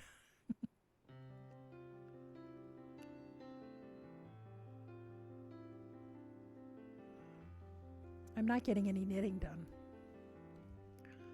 But yeah, you know, and it's weird. You know, it's like the older you get, the more, you know, you find yourself looking back, and nostalgia becomes a thing. I got invited like maybe a year ago to a Facebook group for my high school graduating class. And, you know, and I look at people's posts and I look at all these pictures and I'm like, why do you look so old? You look like somebody's grandparent. I don't look like that. Who are all you old people? And it's just really interesting to see them all reminiscing. And I don't do that as much because, you know, I live far away. I don't live where I went to high school. And most of the people in that town that I went to high school with lived there their whole lives. And they all went to school together, you know, from kindergarten on up. You know, we were in the Navy when I was growing up, and we didn't move back there until I was in junior high. Well, we used to call it junior high. Now they call it middle school. When I was halfway through the 7th grade, we moved back home. And so I had a very different life experience than most of them did. But it's still cool to, and I went to my 10-year class reunion, and then I never made it to any after that. You know, at that point in my life, I didn't care that much. But now, you know, it's like I really enjoy, and it's funny to look at some of the guys that, you know, you wouldn't have looked twice at in high school. And now that we're all in our 60, or we're all about 60, we're all turning 60 this year, you know, some of them, like, don't look half bad. It's amazing how I was going to say how our standards change, but that sounds bad. That's not what I mean. But just how our expectations of what is acceptable when, you know, we're 16 are so different from our expectations as an adult.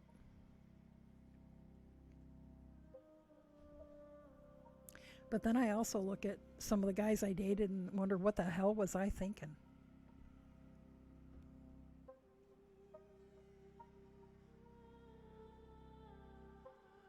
Wasn't it horrible when the VHS tape got caught inside the machine? You know what? I still have a lot of VHS tapes, and I think we still have a VCR in a box somewhere in the attic.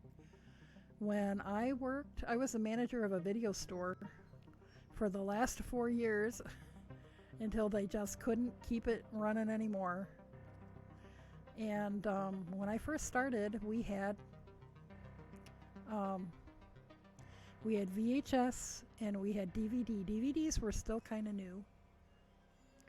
And then they came out with the HD discs, the high definition discs, and it was this big war. Was it going to be HD or was it going to be Blu-ray? And I told all of my customers, it's going to be Blu-ray.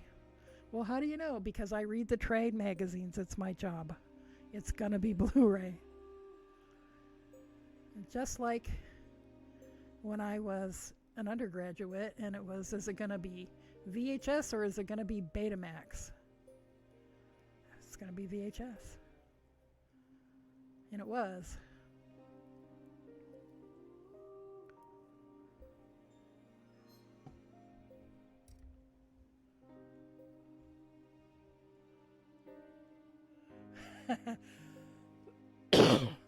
And Birding Mom says, yes, for me, they all had long hair in high school and now they're bald and you can't recognize them. Isn't that the truth? Because when I was in high school, guys still had long hair. Well, and so did we. Long and straight and parted in the middle. And a few girls had the Farrah Fawcett feathered bangs. Although, most girls couldn't pull it off. Their hair wouldn't behave right. And the guys all had long hair. And if they could grow facial hair, they had a beard, because you just did. And then, a few years later, when I was, an undergraduate, it was like one year we all came back from winter break, and like all the guys had cut their hair really short and shaved off their beards and were wearing penny loafers or those, what did we call them? Deck shoes. That you had to, they had like a leather lace and you had to tie the ends into this little thing, and we're wearing like preppy sweaters, and it's like, what the hell happened? Bring me back my hippie boys. I still prefer men to have long hair and beards. My husband doesn't wear his hair long anymore because he doesn't have enough of it left anymore, and he thought his ponytail was getting too skinny, so he cut it short, but he still has a beard. Oh, yes, hours and hours of blow drying. See, I never did that. Mine was just always long and straight and parted in the middle. And now it's long and straight and parted wherever it feels like on any given day. I just sort of brush it back and let the part land where it wants. Except for now I have kind of a little silver around my face. That didn't used to be there.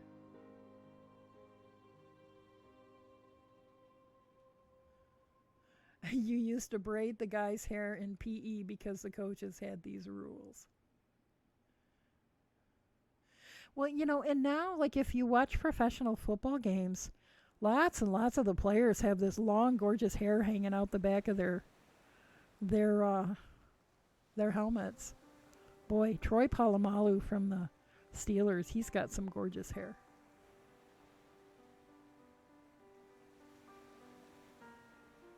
Okay, let's knit a couple more. We're almost at the end. Let's knit a couple more rows.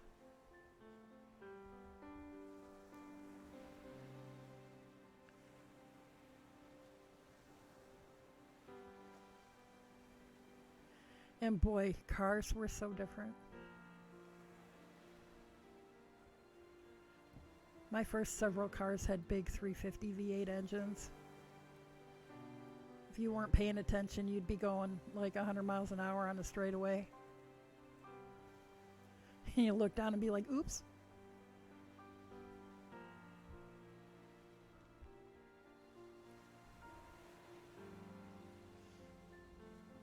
And stick shifts. Everybody wanted to drive a stick shift. Now it's all you can do to find a car with a stick shift.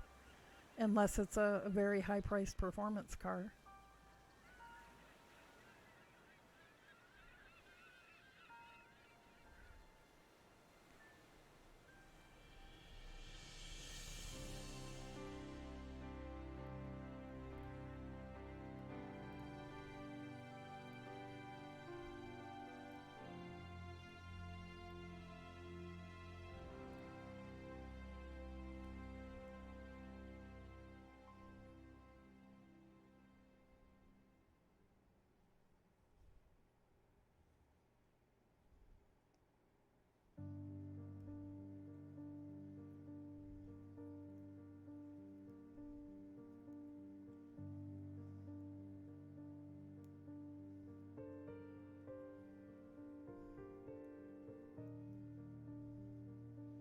But when I was in high school, guys wore their hair like, the members of the band Queen in the early days.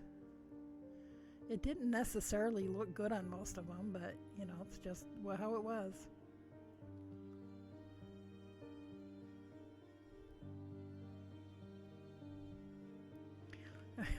My stepdaughter and I were talking about how her hair was.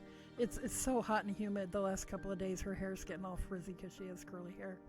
And she's like, I haven't had. People are going to ask me if I have black in my ancestry. And I said, oh, no, around here people aren't going to ask you that because she grew up in an area that was a lot more racially diverse.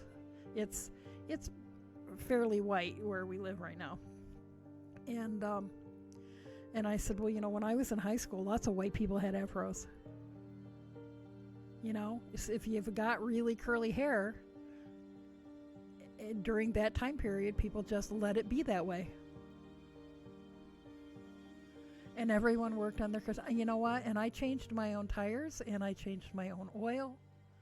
I don't do any of that stuff anymore. And, cars are there's so much, electronic stuff in there.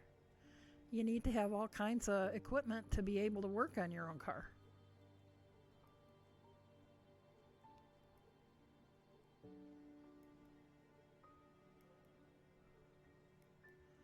But, like when I was a teenager and a young adult, you always knew somebody. If your car was acting weird, you always knew somebody who knew enough that they could diagnose it for you and probably fix it. And all you had to do was buy him a pizza or a 6-pack of beer or something. I don't know anybody that works on, well, our housemate from time to time will work on his vehicles, but he doesn't really like to, but he's capable of it.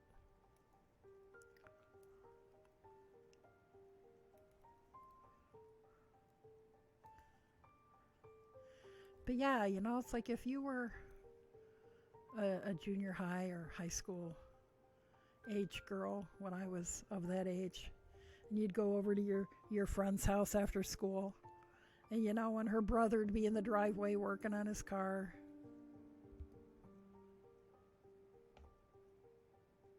Is Pumpkin King says, I have really curly hair.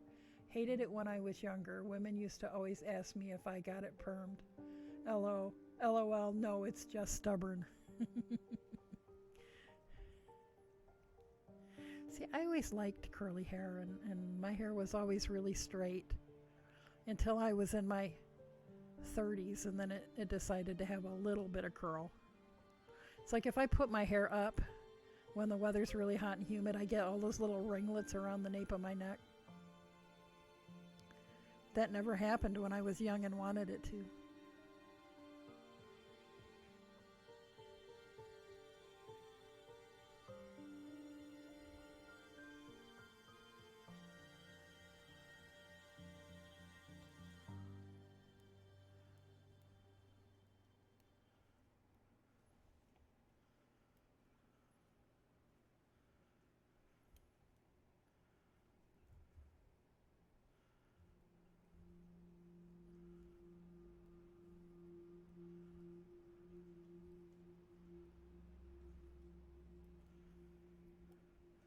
Okay, my heel flap needs to be 3 inches long because that's how long that part of my foot is. And I know that's not 3 inches yet, but I wanted to see where we are. So almost 1 3/4.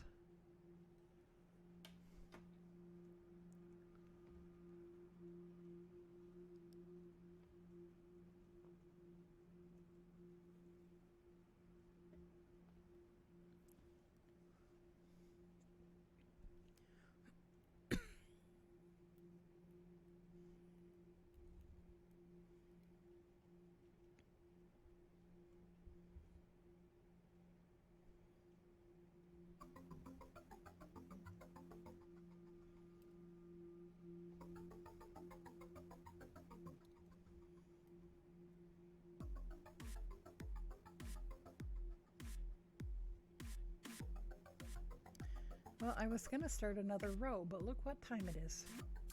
It's time. So I should probably go to bed, or try to go to bed. So thank you guys for coming and hanging out tonight, and thanks for all the raids. There were like 3 raids, 2 raids, and the follows, and the conversation, and I'm so loopy, I have no idea. Birdie Mom says, okay, good night, I'm out too. You know what? I'm not even going to look for somebody to raid tonight, because I just am not up for hanging out. I'm good for a couple more hours. Exhausted here too. Yeah, I need to get my sleep schedule back under control. I need to be able to sleep for more than an hour at a time. And because I need to go back to work soon. So yeah, I'm not gonna raid anybody tonight. I can't even think straight. So anyway, thanks for hanging out. Thanks for talking, and good night, Mom. And I'll be back tomorrow night, and hopefully I will be better rested and not so wound up on caffeine. If any of you are new, I'm typically here Sunday through Thursday nights. I start about 11 p.m. Eastern Time in the U.S. And usually stream up for about 4 hours, sometimes a little longer, if we're really into whatever we're doing and people are being really chatty, or sometimes we'll start getting the Australians, New Zealanders, and Europeans about the time I'm ready to go. So then, we'll stay a little longer. And especially if I don't have anywhere to go the next day. That may change as things begin to creep back more towards the old normal. So anyway, I'll see all you guys later, maybe tomorrow night if you're around. And I will be here barring any unforeseen circumstances. Thank you so much. I love you guys, and I'll see you again soon. Have a good night.